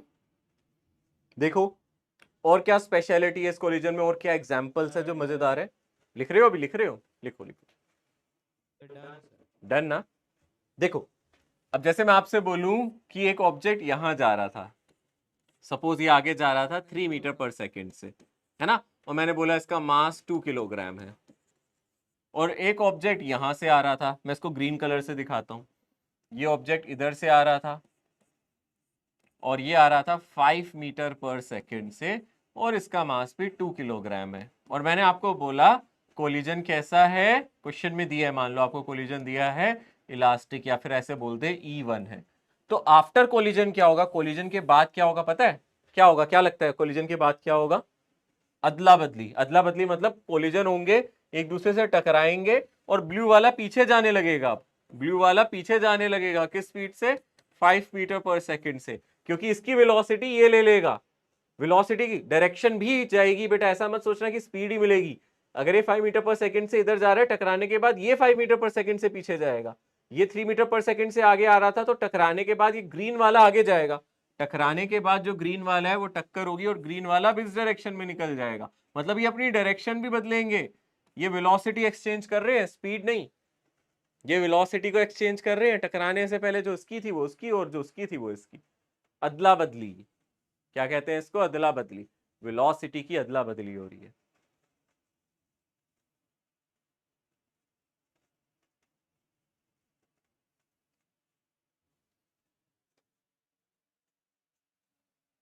एक एग्जाम्पल यहां भी देखो, मान लो ऐसे सोचो, ये ऑब्जेक्ट इसका मास कुछ था, लेटेस से इसका मास ½ kg है ना, और ये रेस्ट पे है, ये कैसे है बोलो? रेस्ट पे, और पीछे से एक ऑब्जेक्ट आया, इसका मास भी मुझे पता है ½ kg है, ठीक है ना, और ये आगे जा रहा है 6 मीटर पर सेकेंड से, ठीक है ना। टकराने के बाद क्या होगा, कौन बताएगा मुझे? टकराने के बाद क्या होगा, क्या लगता है? एग्जैक्टली अगर इसको हम ए बोल रहे हैं, इसको बी बोल रहे हैं, तो आप बोलोगे सर टकराने के बाद, मैं अलग कलर से ही दिखा देता हूं ताकि आपको फील भी आए, है ना, इसको नीले रंग से दिखा देता हूं।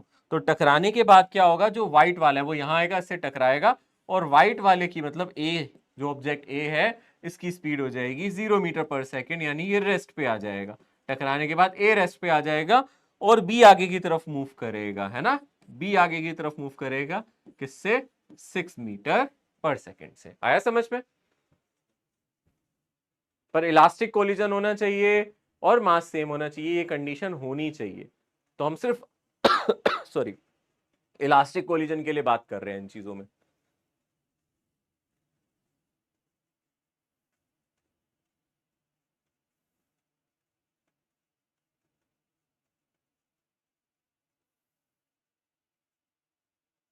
सर इस केस में दूसरा ऑब्जेक्ट तो रेस्ट है, वो पहले ऑब्जेक्ट को कैसे रेस्ट वो एक्सचेंज कर रहे हैं ना अपनी वेलोसिटी, ये ऑब्जेक्ट इसकी वेलोसिटी 6 है, इसकी 0 है, तो टकराने के बाद इन्होंने एक्सचेंज कर लिया, अब इसकी 0 हो गई और इसकी हो गई, क्योंकि मोमेंटम कंजर्व होना चाहिए। बताओ पिछली, देखो चेक करो क्या मोमेंटम कंजर्व है, चेक करो इसका मोमेंटम कितना है, बोलो, बता सकते हो इसका मोमेंटम कितना है? 6 × ½ कितना है, बोलो बेटा? 3। देखो करके देखो, MB करके देखो, इसका मोमेंटम कितना है? 3। इसका मोमेंटम कितना है बिफोर कोलिजन? 0। तो इनिशियल मोमेंटम कितना है, बोलो? 3 है ना, 3 kg मीटर पर सेकेंड। अरे दिख रहा है, ध्यान से करूं तो ना, लिखे बिना समझ में आ रहा है ना। और टकराने के बाद भी अगर आप ध्यान से देखोगे सेम है, टकराने के बाद भी इसका मोमेंटम 3 है और इसका 0 है, तो इनिशियल मोमेंटम और फाइनल मोमेंटम सेम है, क्या हर्ज है? हाँ सर, टकराने के बाद, टकराने से पहले मोमेंटम कंजर्व है, डायरेक्शन भी सेम है, टकराने से पहले इस डायरेक्शन में मोमेंटम था, टकराने के बाद भी इसी डायरेक्शन में मोमेंटम है, तो मोमेंटम कंजर्व है। एनर्जी भी कंजर्व है, हाँ चेक कर लो, चाहे इसकी एनर्जी देख लो और इसकी एनर्जी देख लो, बिल्कुल सेम है, तो यहाँ काइनेटिक एनर्जी भी सेम है और मोमेंटम भी सेम है, यही हो सकता है फिर, ठीक है ना, वो इसी केस में हो सकता है। इवन आप ऐसे समझना ध्यान से, बड़ा मजेदार क्वेश्चन दिया था एक बार एक कॉम्पिटेटिव एग्जाम में, उसने मजे ले लिए थे बच्चों से, उसने कहा कि एक ऑब्जेक्ट यहां जा रहा है, इसका मास m है और ये जा रहा है 3 मीटर पर सेकेंड से, फिर उसने बोला यहां पे एक ग्रीन कलर का ऑब्जेक्ट रख दिया, ये रेस्ट पे है, इसका मास m है और ये कैसे है? रेस्ट पे है। फिर उसने कहा एक और पिंक कलर का ऑब्जेक्ट यहां रख दिया उसने, और ये भी, इसका मास भी m है और ये भी रेस्ट पे है ना। फिर उसने क्या करा, उसने कहा यहाँ पे एक और ऑब्जेक्ट रख दिया और ये पीछे जा रहा है, इसका मास भी m है और इसकी जो वेलोसिटी है वो मान लेते हैं 4 मीटर पर सेकेंड, ये 4 मीटर पर सेकेंड से पीछे जा रहा है, ठीक है ना। अब उसने बोला इनिशियल और फाइनल डायग्राम कंपेयर करने के लिए का, तो इसकी स्पीड 0 है, इसकी स्पीड 0 है, और इसकी कितनी है अगर हम ध्यान से देखेंगे 4 है, बट ये आगे जा रहा है और ये पीछे जा रहा है ना। तो आप सोच सकते हो 3 वाला इससे टकराएगा तो क्या होगा, 3 वाला जब इससे टकराएगा तो इसकी स्पीड कितनी हो जाएगी, बता सकते हो, 0। ऐसी 4 वाला इससे टकराएगा तो इसकी स्पीड कितनी हो जाएगी, बोलो 0 हो जाएगी। पर फिर ये आपस में टकराएंगे तो ये एक दूसरे से एक्सचेंज कर लेंगे, समझ रहे हो। आप ऐसे बना सकते हो, आप डायग्राम को ऐसे समझ सकते हो कि सर 3 वाला इससे टकराएगा तो मान लो थोड़ी देर बाद, वैसे तो इतना बनाना ही नहीं चाहिए बट फिर भी मैं आपको समझाने के लिए बना रहा हूँ, हो सकता है सिनेरियो ऐसा हो जाए ये इससे टकराए, ठीक है ना, ये इससे टकराए और ये खुद तो रेस्ट पे आ जाए, है ना, और ग्रीन वाला आगे जाने लगे। ग्रीन वाला कहाँ जाने लगे, आगे जाने लगे। तो ग्रीन वाला आगे किस स्पीड से जाएगा, बोलो 3 मीटर पर सेकेंड से, है ना, और ये रेस्ट पे आ चुका होगा। और ये वाला इससे टकराएगा, है ना, तो पिंक वाला लेफ्ट साइड जाने लगेगा। पिंक वाला लेफ्ट साइड किस स्पीड से जाने लगेगा, बोलो 4 मीटर पर सेकेंड से, है ना। और ये वाला किस पे आ जाएगा, रेस्ट पे आ जाएगा। ये वाला सर रेस्ट पे आ जाएगा। पर फिर ये दोनों टकराएंगे, क्या ये एक्सचेंज करेंगे अपनी वेलोसिटी, तो ये अपनी डायरेक्शन बदल देंगे, है ना, फिर ये अपनी डायरेक्शन बदल देंगे, है ना, तो ये अपनी डायरेक्शन बदल देंगे। तो इसके बाद क्या होगा अगर हम ध्यान से देखेंगे, ग्रीन इधर की तरफ चला जाएगा, किससे जाएगा, बोलो 4 मीटर पर सेकेंड से, और पिंक राइट साइड चला जाएगा, बोलो किस स्पीड से, बोलो 3 मीटर पर सेकेंड से। वेलोसिटी एक्सचेंज हो गई। और फिर आप जानते हो फिर क्या होने वाला है, फिर होने वाला है मजेदार चीज, है ना, फिर ये दोबारा से वेलोसिटी एक्सचेंज करने वाले हैं। कैसे, क्योंकि अब ये ग्रीन वाला जो है वो ब्लू वाले से टकराएगा, है ना। अब ग्रीन वाला अपनी वेलोसिटी ब्लू को दे देगा फाइनली, और पिंक वाला अपनी वेलोसिटी इसको दे देगा, यानी कि ये पहले भी रेस्ट पे थे और बाद में भी रेस्ट पे आ जाएंगे। नेक्स्ट सिनेरियो में यही होगा ना। नेक्स्ट सिनेरियो में क्या होगा, नेक्स्ट सिनेरियो में ये दोबारा से ग्रीन वाला ब्लू से टकराएगा तो ग्रीन वाला फिर से रेस्ट पे आ जाएगा। अरे यार ये तो फिर से रेस्ट पे आ गया ग्रीन वाला, ये तो फिर से रेस्ट पे आ गया। और पिंक वाला भी रेस्ट पे आ जाएगा क्योंकि पिंक वाला किससे टकराएगा, इस वाले से, है ना। तो पिंक वाला भी दोबारा टकराने के बाद रेस्ट पे आ जाएगा। तो अल्टीमेटली क्या हुआ, इन शॉर्ट आप देख सकते हो ये वाला आगे की तरफ गया किससे, 3 मीटर पर सेकेंड से, और ये वाला ऑब्जेक्ट जो है ब्लू वाला वो लेफ्ट साइड जाएगा किस स्पीड से, 4 मीटर पर सेकेंड से। इन शॉर्ट पूरी कहानी का अंजाम क्या हुआ, इनके बीच में ऑब्जेक्ट रखने से कोई फर्क ही नहीं पड़ा। इनके बीच में मैं हजारों ऑब्जेक्ट रख दूं ऐसे सेम मास के, इसकी स्पीड फाइनली इसको मिलने वाली है और इसकी वेलोसिटी फाइनली इसको मिलने वाली है। क्या ये नहीं हो रहा, देखो ध्यान से, इन दोनों के पड़े होने से मैं 3 ऑब्जेक्ट भी रख देता तो भी कोई फर्क नहीं पड़ता, मैं 10 भी रख दूं इनके बीच में सेम मास के, कोई भी फर्क नहीं पड़ेगा। अल्टीमेटली इसकी वेलोसिटी किसको मिलने वाली है, इसको, और इसकी वेलोसिटी किसको मिलने वाली है, इसको। तो डेफिनेटली अगर ये आगे जा रहा है, ये इधर आ रहा है, तो फाइनल सिचुएशन में जितने मर्जी कोलिजन करा लूं बीच में, फाइनल सिचुएशन में इसकी जो वेलोसिटी है 4 मीटर पर सेकेंड इस पे होगी इधर की तरफ, और इसकी वेलोसिटी 3 मीटर पर सेकेंड इसकी तरफ, यही होगा।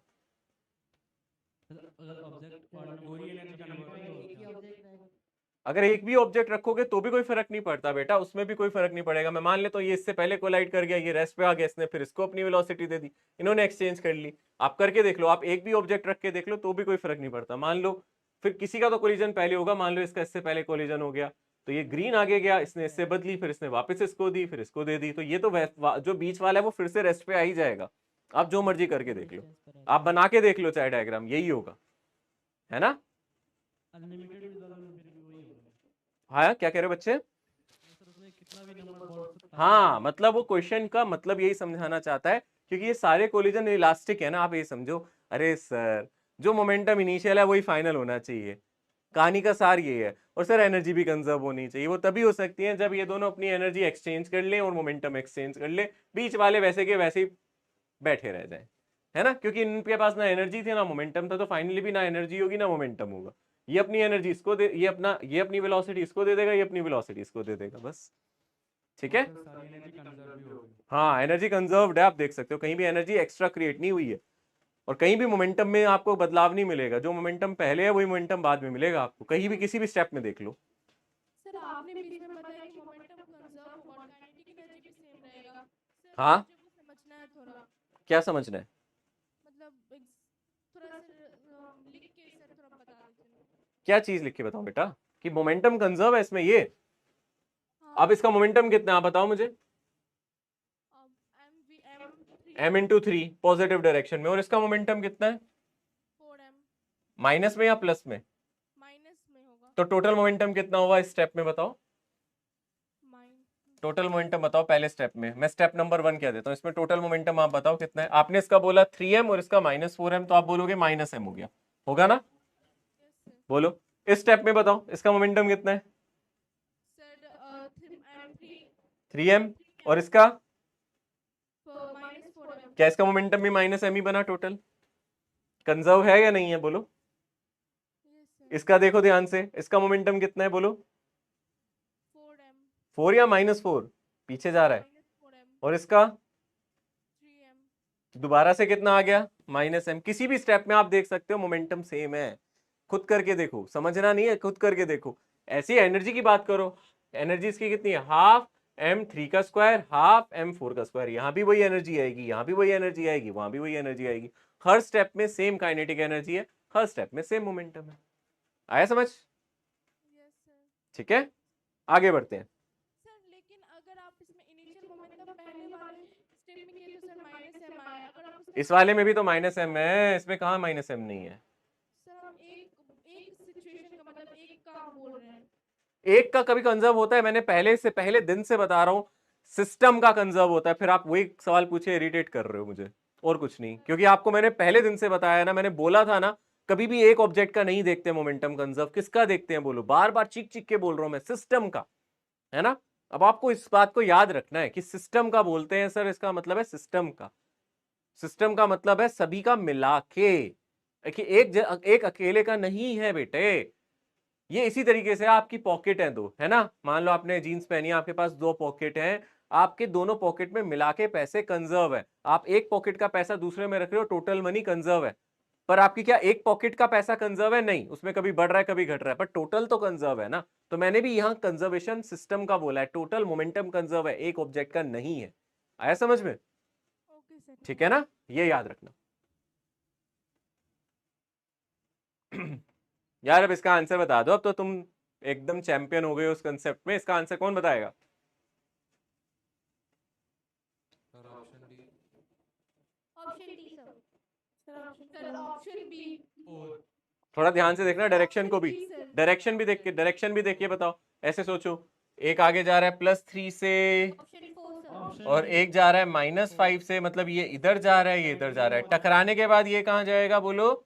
-5 से। और ये किससे जाएगा बोलो? +3 से, है ना? तो आंसर क्या होना चाहिए? -5 +3, है ना? Option 4 sir. कौन सा आंसर होगा बोलो? ऑप्शन 4। देखने में ये भी ऐसा ही लग रहा होगा आपको कि सर ये भी तो सेम नहीं है। नहीं, पहले वाले की -3 नहीं है, पहले वाले की -5 होगी। ऐसे देखो ना, ये पहला ऑब्जेक्ट है, ये दूसरा ऑब्जेक्ट है। तो पहले ऑब्जेक्ट की पहले +3 थी और दूसरे ऑब्जेक्ट की -5 थी। टकराने के बाद पहले ऑब्जेक्ट की कितनी हो गई बोलो? -5, और दूसरे ऑब्जेक्ट की क्या हो गई? +3। तो आंसर क्या आना चाहिए? -5 एंड +3। ठीक है ना? कई बच्चों ने ये वाला आंसर दिया, मैं समझ गया उन्होंने क्यों दिया है, उन्हें लगा कि सिर्फ एक ही तो बात है। बट नहीं, यहाँ ऑर्डर से भी बताना है कि पहले वाले की कितनी होगी और दूसरे की कितनी होगी। ठीक है, ओके, समझ में आ गया क्या गलती कर रहे थे जिन्होंने सेकंड ऑप्शन बताया है? बट हाँ, ये हो जाती है गलती, इसलिए मैंने इसको एक्सप्लेन किया बेटा।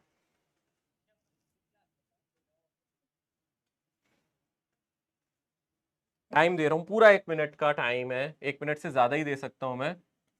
ठीक है, सोच के समझ के पूरा सॉल्व करके आंसर देना, आसान क्वेश्चन है,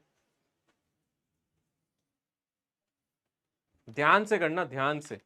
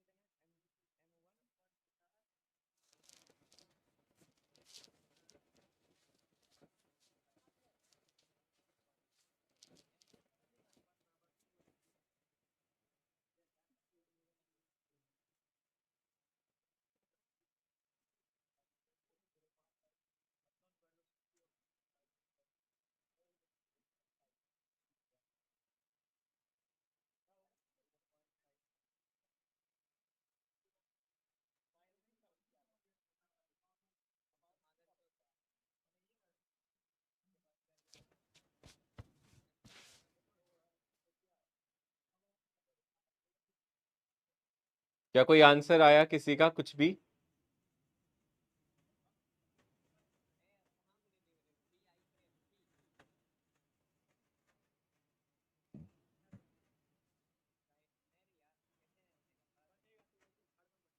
सिर्फ मोमेंटम कंजर्वेशन लगाना है और कुछ नहीं है बेटे।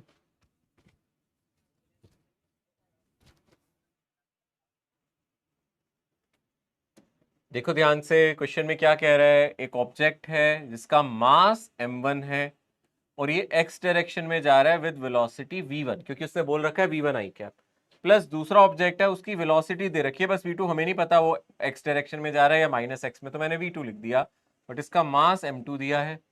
ठीक है ना, ये बिफोर कोलिजन है बच्चों, है या नहीं? हाँ सर है, ये बिफोर कोलिजन है और हम लोगों को मासेस के बीच का रिलेशन भी दे रखा है, अगर आप ध्यान से देखोगे, है ना। m2 0.5 m1 है, यानी कि मैं इसका मास लिख सकता हूँ 0.5 m1 है, इसका मास 0.5 m1 है। ठीक है ना, ये भी हमें पता है, दोनों के मासेस के बीच का रिलेशन भी दिया है। अब टकराने के बाद क्या हो रहा है बेटा, टकराने के बाद मुझे बताओ, टकराने के बाद क्या बोल रहा है वो? टकराने के बाद वो बोल रहा है, उसके बाद वो बोल रहा है after collision m1 and m2 move with velocity v3 and v4, यानी कि टकराने के बाद जो m1 आगे जा रहा है इसकी वेलोसिटी v3 है और दूसरे वाले की अगर हम बात करें जिससे ये टकरा रहा है इसकी वेलोसिटी v4 है। इसका मास दोबारा से मैं m1 लिख देता हूँ और इसका मास 0.5 m1 लिख देता हूँ। क्या आप मोमेंटम का कंजर्वेशन लगा सकते हो यहाँ? इसके अलावा हमें ये भी दे रखा है कि v3 0.5 v1 है, ये भी यूज कर लेना।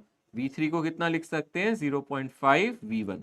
तो यानी कि पहले आप कंजर्वेशन ऑफ मोमेंटम लगाओ, आप कहोगे sir m1 v1 plus m2 v2, और m2 की जगह आपको पता है ना कितना डालना है हमें, 0.5 m1 v2।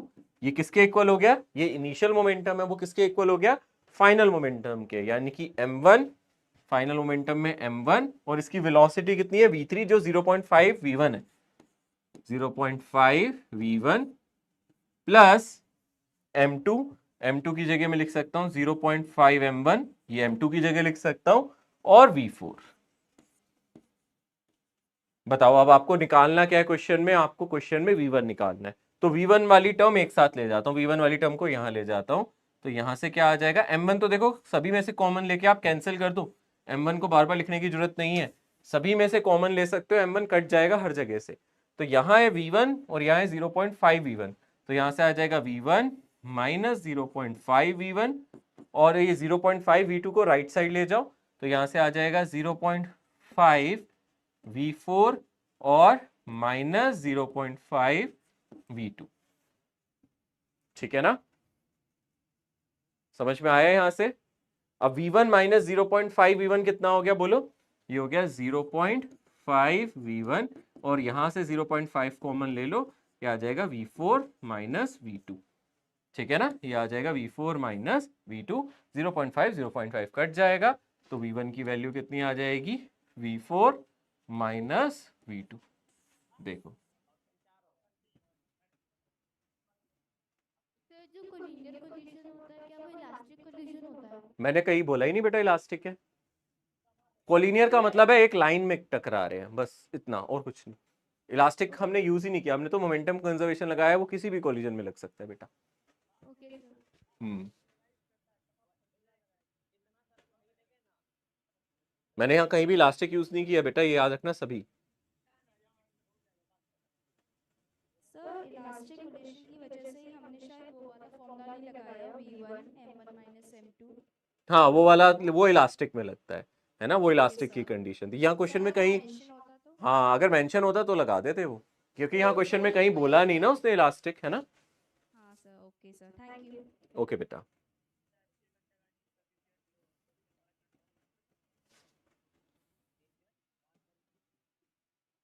हो गया?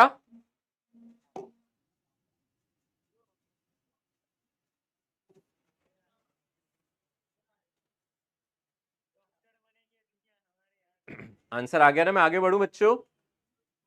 एक बार माइंड मैप बना दूं थोड़ा सा, जितना अभी तक पढ़ा है, ताकि कंफ्यूज ना होए, है ना। काफी देर से सर क्वेश्चन पे क्वेश्चन, फॉर्मूले पे फॉर्मूले करवा रहे हो, एक आधा माइंड मैप बनवा दो, जितना है ना, जितना सर आपने पढ़ाया एक बार माइंड मैप बना दे, नहीं तो ऐसा लगेगा कौन सा फॉर्मूला कहाँ लगाना है भूल जाएंगे। ठीक है, सो भाई हम अभी तक कोलिजन्स पढ़ रहे हैं, है ना, मजा आएगा। माइंड मैप एक अच्छी चीज होती है जिसके थ्रू हमें याद रहता है कि हम क्या क्या पढ़ चुके हैं।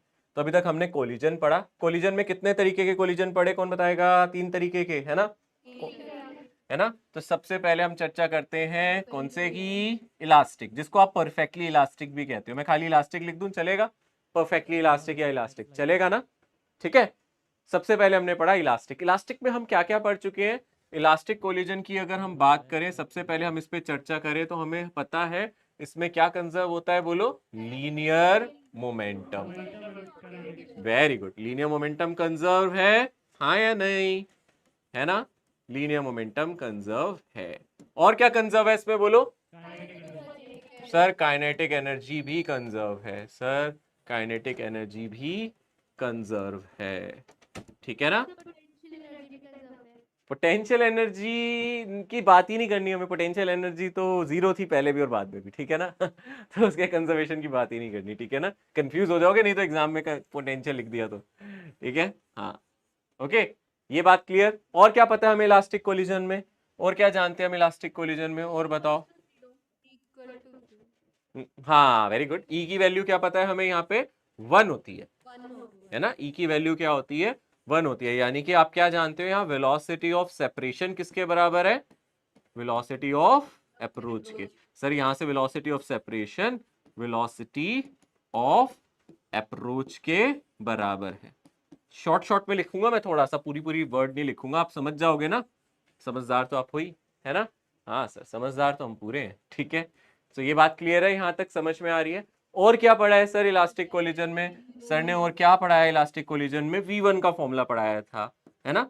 क्या फॉर्मूला आया था, याद है? नीचे लिख सकते हैं।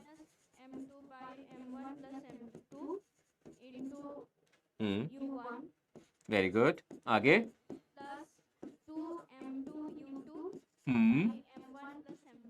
बहुत बढ़िया, देख के तो नहीं बोल रहे,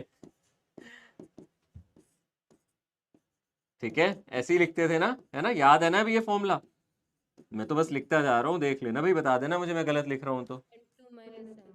m2 माइनस m1, और फिर क्या आ जाता था यहाँ ऊपर? u2, और यहाँ से आ जाता था 2m1 u1, है ना। ये फॉर्मूला याद हो गया, ठीक है। इलास्टिक कोलिजन, इसका एक स्पेशल केस भी पढ़ा था हमने, एग्जैक्टली, है ना। फिर आपने कहा सर इसका एक स्पेशल केस पढ़ाया था, है ना। इसको अलग कलर से दिखाता हूँ नहीं तो सब कुछ मिक्स लगेगा आपको। सर इसका आपने एक स्पेशल केस भी पढ़ाया था, है ना। स्पेशल केस हमने क्या पढ़ा इसमें, जल्दी से बोलो। इफ m1 इज इक्वल, हाँ, if m1 is equals to m2, हाँ तब आप बोलो, है ना। u1 is equals to v2, है ना, और u2 is equals to v1, ऐसे लिखा था ना। इनिशियल वेलोसिटी उसकी फाइनल, उसकी फाइनल उसकी इनिशियल, वेलोसिटी एक्सचेंज, है ना। ये याद है ना, वेलोसिटी एक्सचेंज हो रही है, एक ही बात है, ठीक है। ये हमारी वेलोसिटी का एक्सचेंज पड़ा था, स्पेशल केस, ठीक है। और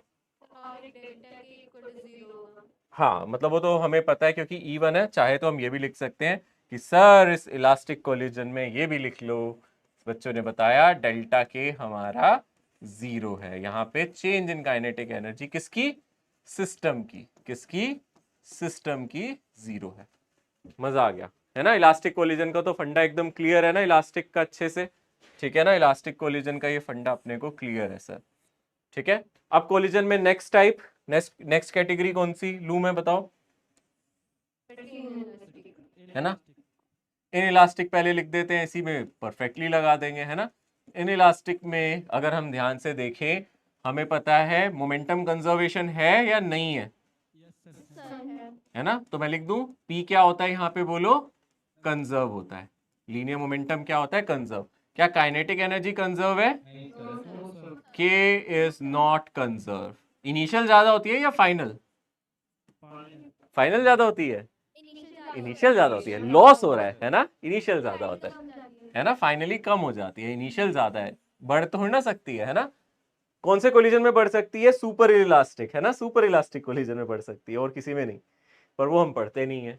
और क्या, और कोई फॉर्मूला इसमें? डेल्टा के का एक फॉर्मूला क्या पढ़ा था? हाफ म्यू, है ना, म्यू की जगह हम ये लिख दें m1 m2 divided by m1 plus m2 और u1 माइनस u2 का whole square 1 minus E square. ठीक है ना। ई की वैल्यू क्या होती है इलास्टिक कोलिजन में? 1 से, है ना, ये लेके चलते हैं हम। ठीक है। और अगर मेरा प्लास्टिक कोलिजन हो गया तो, है ना, उस केस में अगर मैं बोलूंगा कि भैया अगर तो प्लास्टिक कोलिजन हो गया तो क्या होगा, प्लास्टिक वाले में क्या होगा, अगर प्लास्टिक कोलिजन हो गया यानी कि परफेक्टली इनइलास्टिक, है ना, परफेक्टली इनइलास्टिक में क्या होता है हमें पता है, ऑब्जेक्ट स्टिक टुगेदर, है ना, कुछ कुछ बातें हम याद रखें, ऑब्जेक्ट स्टिक टुगेदर, चिपक जाएंगे, एक साथ बढ़ेंगे आगे, ऑब्जेक्ट स्टिक टुगेदर, ई की वैल्यू 0, है ना, ऑब्जेक्ट स्टिक टुगेदर, ई की वैल्यू 0। और डेल्टा के कितना? 0। डेल्टा के 0, मैक्सिमम लॉस होता है ना, मैक्सिमम लॉस होता था half m1 m2 divided by m1 plus m2 और u1 माइनस u2 का होल स्क्वायर।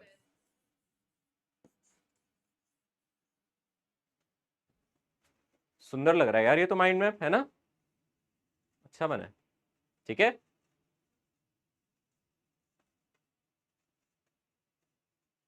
सर जी बेटा, सर आप पिछले जो चैप्टर पढ़ाए हैं सर उनका भी ऐसे शॉर्ट नोट्स दे देते तो सर बहुत मैं कराऊंगा, बिल्कुल कराऊंगा बच्चे, मुझे जैसे जैसे टाइम मिलेगा ना तो मैं ऐसे इन चैप्टर्स सभी के माइंड मैप्स बनवाऊंगा, मेरे बिल्कुल दिमाग में, मुझे ये आइडिया अच्छा लगा कि मैं ऐसे अगर माइंड मैप बनाऊं तो आपको बहुत मजा भी आएगा और आपको याद भी होगा और आपका कंट्रीब्यूशन भी मिलेगा, है ना।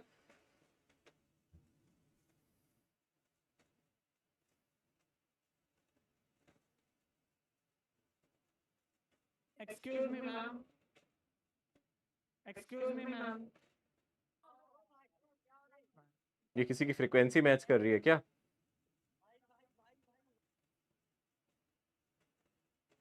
नोटेड।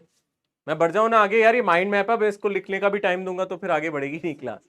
ठीक है, ये तो आप ही ने बनाया है, मैंने नहीं बनाया, इसको नोट करना है बाद में आपको। ठीक है, क्या हो गया? बादल बादल, अच्छा ये बरस गया ना, यहाँ से ज्ञान की बरसात होगी आपके ऊपर। ठीक है ना, माइंड मैप है ये, इसी से ज्ञान की बरसात होगी। एक ही स्लाइड पे देखो कितना कुछ आ गया, देख रहे हो? हाँ, ये अपनी अपनी अपना कॉपीराइट है, ये अपनी क्लास का है, किसी से शेयर नहीं करना, कहना ये हमारे सर ने दिया है, हमारा है। ठीक है, ये हमने खुद बनाया है, ये सर ने नहीं बनाया, ये मैंने थोड़ा बनाया, ये तो आप ही ने बनाया है, ये आप ही की कलाकारी है, आप ही जो बताते जा रहे हो मैं वो लिखता जा रहा हूँ। ऐसे ही बनाऊंगा मैं माइंड मैप, जो आपको याद होगा।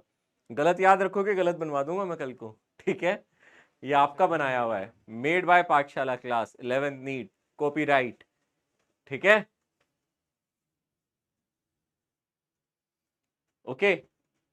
हाँ, ये बहुत इंपॉर्टेंट कॉन्सेप्ट है, बहुत ज्यादा इंपॉर्टेंट कॉन्सेप्ट है। अगर आपको ये कॉन्सेप्ट याद रहेगा तो इसका भी क्वेश्चन डायरेक्टली सॉल्व होगा। एक बात याद रखना, बड़ी ध्यान से पहले मेरी बात सुनना बच्चे, जब कॉलिजन होता है ना, जब कॉलिजन होता है, हम यहां सबसे पहले कुछ कंडीशंस ले रहा हूं इसके लिए, मैं जो मैं अगला कंसेप्ट सिखा रहा हूं वो एक ही कंडीशन पे और इस कंडीशन से क्वेश्चन आते हैं, इस कंडीशन पे काफी क्वेश्चन बनते हैं।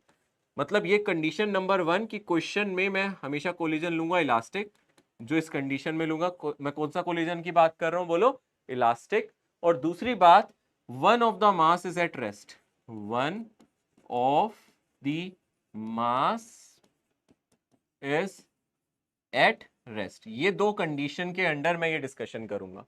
ठीक है ना, पहली कंडीशन कोलिजन इलास्टिक है और एक मास क्या है, रेस्ट पे है। यानी कि मैं आपसे डिस्कस कर रहा हूं कुछ ऐसा केस जिसमें एक ऑब्जेक्ट है जिसका मास m1 है और एक ऑब्जेक्ट है इसका मास हमारे पास m2 है। अब m1 मूव कर रहा है किसी स्पीड से, मैं मान लेता हूं m1 कुछ मूव कर रहा है किसी स्पीड से u से। इस टाइम इनमें से किसके पास मोमेंटम है, m1 के पास या m2 के पास? इनिशियली किसके पास मोमेंटम है, m1 या m2? m1 के पास। क्या टकराने के बाद वेलोसिटी एक्सचेंज हो जाएगी? यस सर या नो सर? अगर दोनों इक्वल हुए तो हो जाएगी, अगर नहीं हुए तो नहीं होगी। ऐसा कुछ जरूरी नहीं है कि वेलोसिटी एक्सचेंज हो, वेलोसिटी एक्सचेंज सिर्फ कब होती है, जब मासेस सेम होते हैं, है ना, याद रहेगा। अच्छा, मैंने सिर्फ इतना ही बोला है कि कोलिजन इलास्टिक है और एक मास रेस्ट पे है, यानी कि ये रेस्ट पे है, एक मास को मैंने क्या माना, रेस्ट पे, और दूसरा क्या है, मूव कर रहा है। इसमें से सिर्फ इसी के पास मोमेंटम है और इसी के पास एनर्जी है। अब टकराने के बाद क्या इसकी एनर्जी उतनी ही रहेगी या इसकी एनर्जी कम हो जाएगी? सोच के बताओ, टकराने के बाद क्या इसकी एनर्जी उतनी ही रहेगी या कम हो जाएगी? कम हो जाएगी, है ना। आप कहोगे सर टकराने के बाद ये अपनी एनर्जी का कुछ हिस्सा इसको देगा, क्योंकि इसके पास कुछ तो स्पीड आएगी, है ना। टकराने के बाद अपनी एनर्जी का कुछ हिस्सा ये किसको दे देगा? इसको दे देगा, ठीक है ना। टकराने के बाद आप लिख सकते हो आफ्टर कोलिजन, है ना, आप लिख सकते हो after collision M1 will provide some of its kinetic energy to M2, ठीक है ना। यानी कि टकराने के बाद मुझे नहीं पता क्या होगा, मुझे बस इतना पता है कि इसके पास कुछ तो एनर्जी आएगी, ये रेस्ट पे तो नहीं रह सकता ना टकराने के बाद। बात समझ में आ रही है कि सर ये मूव तो करेगा, डेफिनेटली करेगा, किसी वेलोसिटी से v2 से करेगा, और ये फाइनली किसी वेलोसिटी से करेगा v1 से। तो सर ये अपनी जो स्पीड है उसका कुछ हिस्सा, अपनी एनर्जी का कुछ हिस्सा इसको ट्रांसफर कर देगा। क्या ये 100% अपनी एनर्जी इसको दे सकता है? No sir. दे सकता है। अगर मास सेम हो गए, सोचो, अगर मास सेम हो गए तो टकराने के बाद ये रुक जाएगा और ये अपनी सारी एनर्जी इसको दे देगा, यानी कि सर ये तो अपनी 100% एनर्जी भी दे सकता है, सोचो, है ना। यानी कि सर ये मैक्सिमम ट्रांसफर तब करता है जब मासेस सेम होते हैं, अदरवाइज ये कुछ ना कुछ एनर्जी देता है। कंसेप्ट का मतलब समझना ध्यान से। अच्छा, कॉन्सेप्ट ये है कि इलास्टिक कोलिजन में एक मूविंग ऑब्जेक्ट जब किसी रेस्ट वाले ऑब्जेक्ट पे टकराता है तो अपनी एनर्जी का कुछ हिस्सा इसको दे देता है। वो अपनी एनर्जी का मैक्सिमम हिस्सा कितना दे सकता है? 100%। किस कंडीशन में? अगर दोनों मास सेम हो।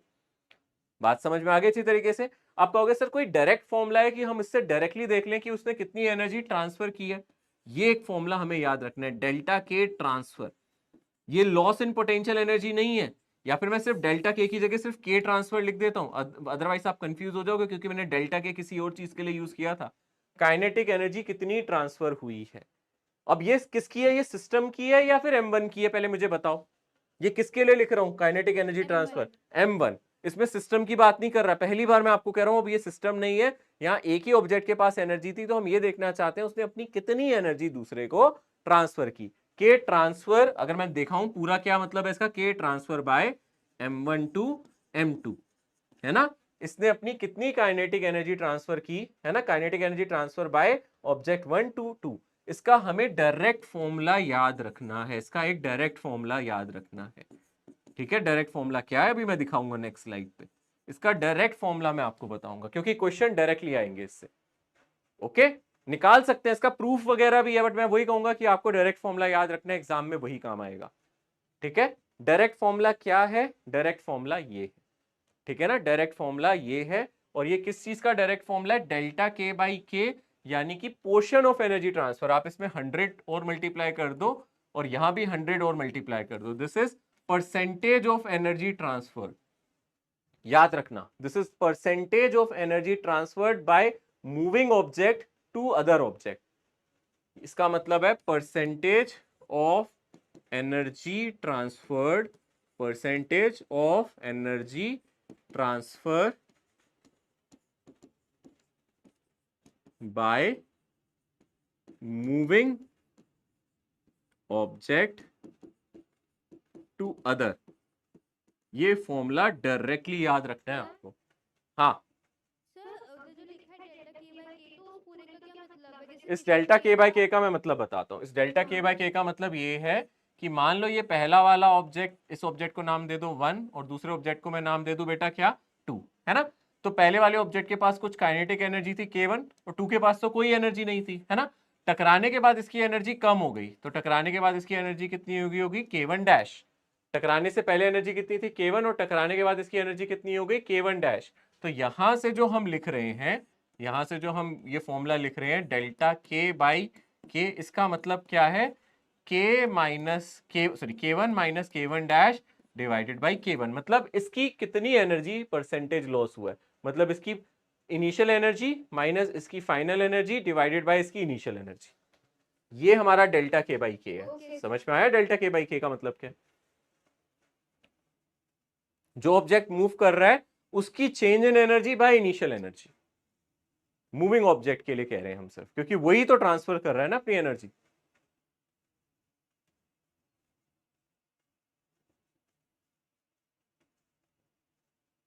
और अगर आप यहां 1 नहीं लिखते, यानी कि आप ये लिखना चाहते हो कितनी एनर्जी उसके पास बची है, तो बस आप क्या करोगे, इस पूरे एक्सप्रेशन को 1 से माइनस कर दोगे, तो सिर्फ आपके पास ये बचेगा। मतलब इतनी एनर्जी टकराने के बाद, इतनी % ऑफ एनर्जी टकराने के बाद उसके पास बचेगी, रिटेन्ड। ठीक है ना, एनर्जी कोलिजन के बाद जो बचेगी, है ना, परसेंटेज ऑफ एनर्जी, है ना, परसेंटेज ऑफ एनर्जी कोलिजन के बाद बचेगी। क्वेश्चन दिखाऊंगा अभी, क्वेश्चन से ज्यादा क्लियर होगा आपको। और ये फॉर्मूला बहुत, अभी तो लग रहा होगा सर ये कैसे पूरा याद करना पड़ेगा क्या, हाँ, पर अगर आपने इसको याद कर लिया तो आसान है। और देखो आसान भी है याद करना, देखो है क्या, 1 minus difference in mass divide by total mass और उसका स्क्वायर, है ना, 1 minus difference in mass divided by total mass और उसका स्क्वायर। क्या सर ध्यान रखना पड़ेगा m1 माइनस m2 करना है या m2 माइनस m1 करना है? नहीं, क्योंकि स्क्वायर लगा है, ध्यान रखने की जरूरत नहीं पड़ेगी। ठीक है ना,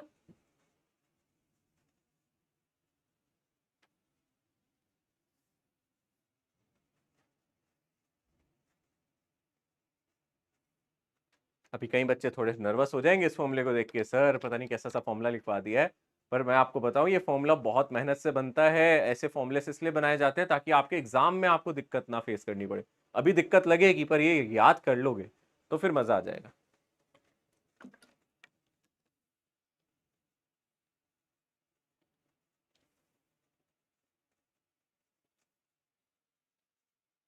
दिखाऊं, क्वेश्चन दिखाऊं, शायद अच्छे से मजा आए और देखने में पता चले कि क्वेश्चन क्या आने वाला है। अभी तो सभी के मन में ये एक्साइटमेंट होगी, क्वेश्चन तो देखें इससे क्वेश्चन क्या बनता है। जैसे देखो ये क्वेश्चन है, ये आया हुआ है प्रीवियस ईयर में, एक बार आया हुआ है।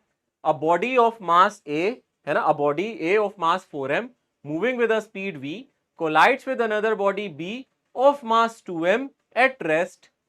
ठीक है ना, the collision is head on, मतलब आमने सामने टकरा रहे हैं, इलास्टिक है, मतलब ये कंडीशन सेटिस्फाई हो गई, इलास्टिक कोलिजन है। After collision the fraction of energy lost by colliding body, यानी कि आप समझ गए यहां से क्या निकालने के लिए कह रहा है, डेल्टा के बाई के, सिर्फ डेल्टा के बाई के की बात कर रहे हैं, 100 से मल्टीप्लाई नहीं किया, परसेंटेज में आंसर नहीं है। परसेंटेज में आंसर होगा तो परसेंट में लिखेगा आंसर, बट यहाँ परसेंटेज में नहीं है, सिर्फ डेल्टा के बाई के का फॉर्मूला आपसे पूछ रहा है। तो डेल्टा के बाई के का फॉर्मूला कितना है, जल्दी से बोलो, क्या फॉर्मूला बोला था हमने, हाफ डिफरेंस इन मास, यानी कि m1 माइनस m2 का स्क्वायर और divided by m1 plus m2 का स्क्वायर, यानी कि ये यही है ना फॉर्मूला। अब बताओ यहां से आपका आंसर कितना आ रहा है, क्या एक स्टेप में आंसर आ पाएगा आपका यहां से, जल्दी से बोलो। ठीक है ना, ऑप्शन 3 आ रहा है ना, और सिर्फ इस फॉर्मूले से आंसर आ गया, अदरवाइज इस क्वेश्चन को करने में कम से कम आपके 2 मिनट जा सकते हैं। 1 माइनस क्या आंसर आ गया होगा, 4m माइनस 2m और 4m प्लस 2m और इसका स्क्वायर, यानी कि 1 माइनस 2/6 और इसका स्क्वायर 1 माइनस 1/9, यानी कि 8/9। देख लो, अगर ये फॉर्मूला ना होता तो सर हम क्या करते, कई बच्चों के दिमाग में ये क्वेश्चन भी होगा, सर अगर ये फॉर्मूला आप ना बताते तो फिर कैसे करते। तो इस केस में पहले आपको कंजर्वेशन ऑफ लीनियर मोमेंटम लगाना पड़ता और आपको दोनों ऑब्जेक्ट की इनिशियल फाइनल वेलोसिटी निकालनी पड़ती। जैसे यहाँ इस क्वेश्चन में इसकी वेलोसिटी v दे रखी है, तो कोलिजन के बाद क्या वेलोसिटी होगी आपको निकालना पड़ता। इलास्टिक कोलिजन ई की वैल्यू 1 डाल के आप इलास्टिसिटी वाली इक्वेशन भी यूज करते। आप समझ रहे हो, बहुत लंबा मेथड हो जाता, वो बहुत लंबा मेथड। ये एक स्टेप का सॉल्यूशन है, 1 स्टेप सॉल्यूशन। ठीक है ना, ये 1 स्टेप सॉल्यूशन है, एक ही स्टेप में आंसर लाना है, तो इसको याद रखना है हमें। पर ये भी याद रखना है यूज कब करना है, ऐसा ना हो कि फॉर्मूला रटते चले गए और यही नहीं पता इसको लगाना कब था। मैंने इसको बार बार समझाया, ये तभी लगेगा जब कोलिजन कैसा होगा, इलास्टिक, और क्या होगा, एक मास रेस्ट पे होगा। इनमें से एक मास रुका हुआ होना चाहिए। क्या इस क्वेश्चन में ये दोनों कंडीशंस हैं, एक कोलिजन तो इलास्टिक है और एक मास रुका हुआ है। हाँ, फिर फर्क पड़ता है कि m1 किसको ले m2 किसको ले, अरे क्या फर्क पड़ता है। ठीक है ना, तो कितनी एनर्जी उसने ट्रांसफर करी, 8/9। परसेंटेज में पूछता तो इसको 100 से मल्टीप्लाई कर देते, परसेंटेज में पूछता तो 100 से मल्टीप्लाई कर लेते। अगर आपसे पूछता कितनी एनर्जी रिटेन करी तो भी बता दोगे, कितनी एनर्जी आपकी परसेंट, कितना रेशियो रिटेन किया, तो आप वैसे भी कर सकते हो, या फिर आप डायरेक्टली ये लिख लो m1 माइनस m2 इसका square plus m1 plus m2, तो यहां से ये कितना आ जाता 1/9। इतना इसने रिटेन किया और बाकी का पोर्शन इसने ट्रांसफर कर दिया। आप देख सकते हो मैक्सिमम ट्रांसफर कितनी हो सकती थी, याद है मैक्सिमम एनर्जी कितनी ट्रांसफर कर सकता है कोई ऑब्जेक्ट, कितनी कर सकता है 100%, है ना, सारी की सारी। किस केस में, जब m1 m2 सेम होते हैं। आप डाल के देखो, m1 को m2 डाल दो तो ये वाली टर्म 0 हो जाएगी, तो डेल्टा k बाई के आ जाएगा 1, यानी कि 100% एनर्जी ट्रांसफर हो जाएगी उस केस में। ठीक है सर जी बेटा। सर पता कैसे चलेगा कि डेल्टा के बाई के ट्रांसफर दिया है या रिटेन दिया है? देखो इसमें क्वेश्चन में पूछा है, देखो क्या लिखा है, आफ्टर कोलिजन, क्वेश्चन में देगा the fraction of energy lost by colliding body. आपने कितनी एनर्जी लॉस की, जो आपने लॉस की क्या वही तो ट्रांसफर की होगी, है ना।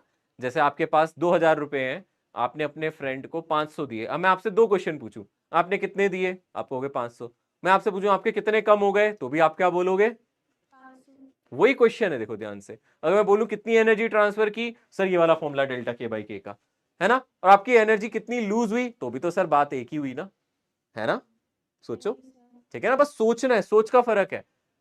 अब एक हम लोगों को ना ये ब्रिज बनाना है। हम लोग क्या करते हैं, हमसे कोई कॉमन सवाल पूछे हम जवाब दे देते हैं, जब वही सवाल फिजिक्स से रिलेट करते हैं ना, तो हमारी कॉमन सेंस बहुत डल हो जाती है, हमें ऐसा लगता है कि हमें नहीं आता। बट अगर आप उसको रियल लाइफ से रिलेट करो, अरे हाँ सर कॉमन सेंस वाला क्वेश्चन है, तो सॉल्व हो जाएगा। इसलिए कहते हैं फिजिक्स से दोस्ती कर लो, उसको फिजिक्स को जनरल लाइफ से रिलेट करो, वही क्वेश्चन है जो आपसे रियल लाइफ में पूछता है, उसी को वो फिजिक्स से रिलेट कर रहा है। ठीक है। सर एक क्वेश्चन है सर, हम्म, सर अगर m और m2 दोनों बराबर हो गया तब तो 0 हो जाएगा। ये वाली टर्म 0 हो जाएगी बेटा, ये टर्म 0 हो जाएगी ना। हाँ हाँ तो सर 1 बचेगा। हाँ, मतलब उसने अपना 1 का मतलब क्या हो गया बच्चे, डेल्टा के बाई के 1 होने का मतलब क्या हुआ, उसने जितना पोर्शन था सारा का सारा ट्रांसफर कर दिया। क्योंकि अगर आप इसको परसेंटेज में निकालोगे तो क्या आ जाएगा बेटा 100%, यानी कि उसने अपनी सारी एनर्जी ट्रांसफर की। यही तो होता है ना, वो वेलोसिटी एक्सचेंज कर लेंगे तो वो अपनी सारी एनर्जी दूसरे को दे देगा, जितनी उसके पास थी वो सारी की सारी किसको दे देगा, दूसरे को, और खुद आ जाएगा रेस्ट पे। क्योंकि आप ये देखो उसने कितनी रिटेन की होगी उस केस में, 0, है ना। डेल्टा के बाई की अगर मैं रिटेन निकालूंगा तो कितना आ जाएगा 0, मतलब उसने कोई भी एनर्जी रिटेन नहीं की, उसने सारी की सारी ट्रांसफर कर दी। ठीक है, ओके। तो आज आई थिंक इतना बहुत है जितना मैंने आज पढ़ाया है, इससे ज्यादा नहीं आज मैं पढ़ाने वाला, आज इतना ही रखो। ठीक है ना, इसको इसी को याद रखना है आप लोगों को। ठीक है, ओके, क्लियर। चलिए फिर, थैंक यू सो मच बच्चे, I love you all, God bless you all, बहुत तरक्की करो, बहुत नाम करो। ठीक है, थैंक यू बच्चे, thank you thank you thank you all, thank you all. ठीक है, थैंक यू बच्चे, thank you all, bye, thank you, okay, bye everyone, bye बच्चों। Bye guys. Bye guys. Thank you so much, sir. Bye, sir. Guys.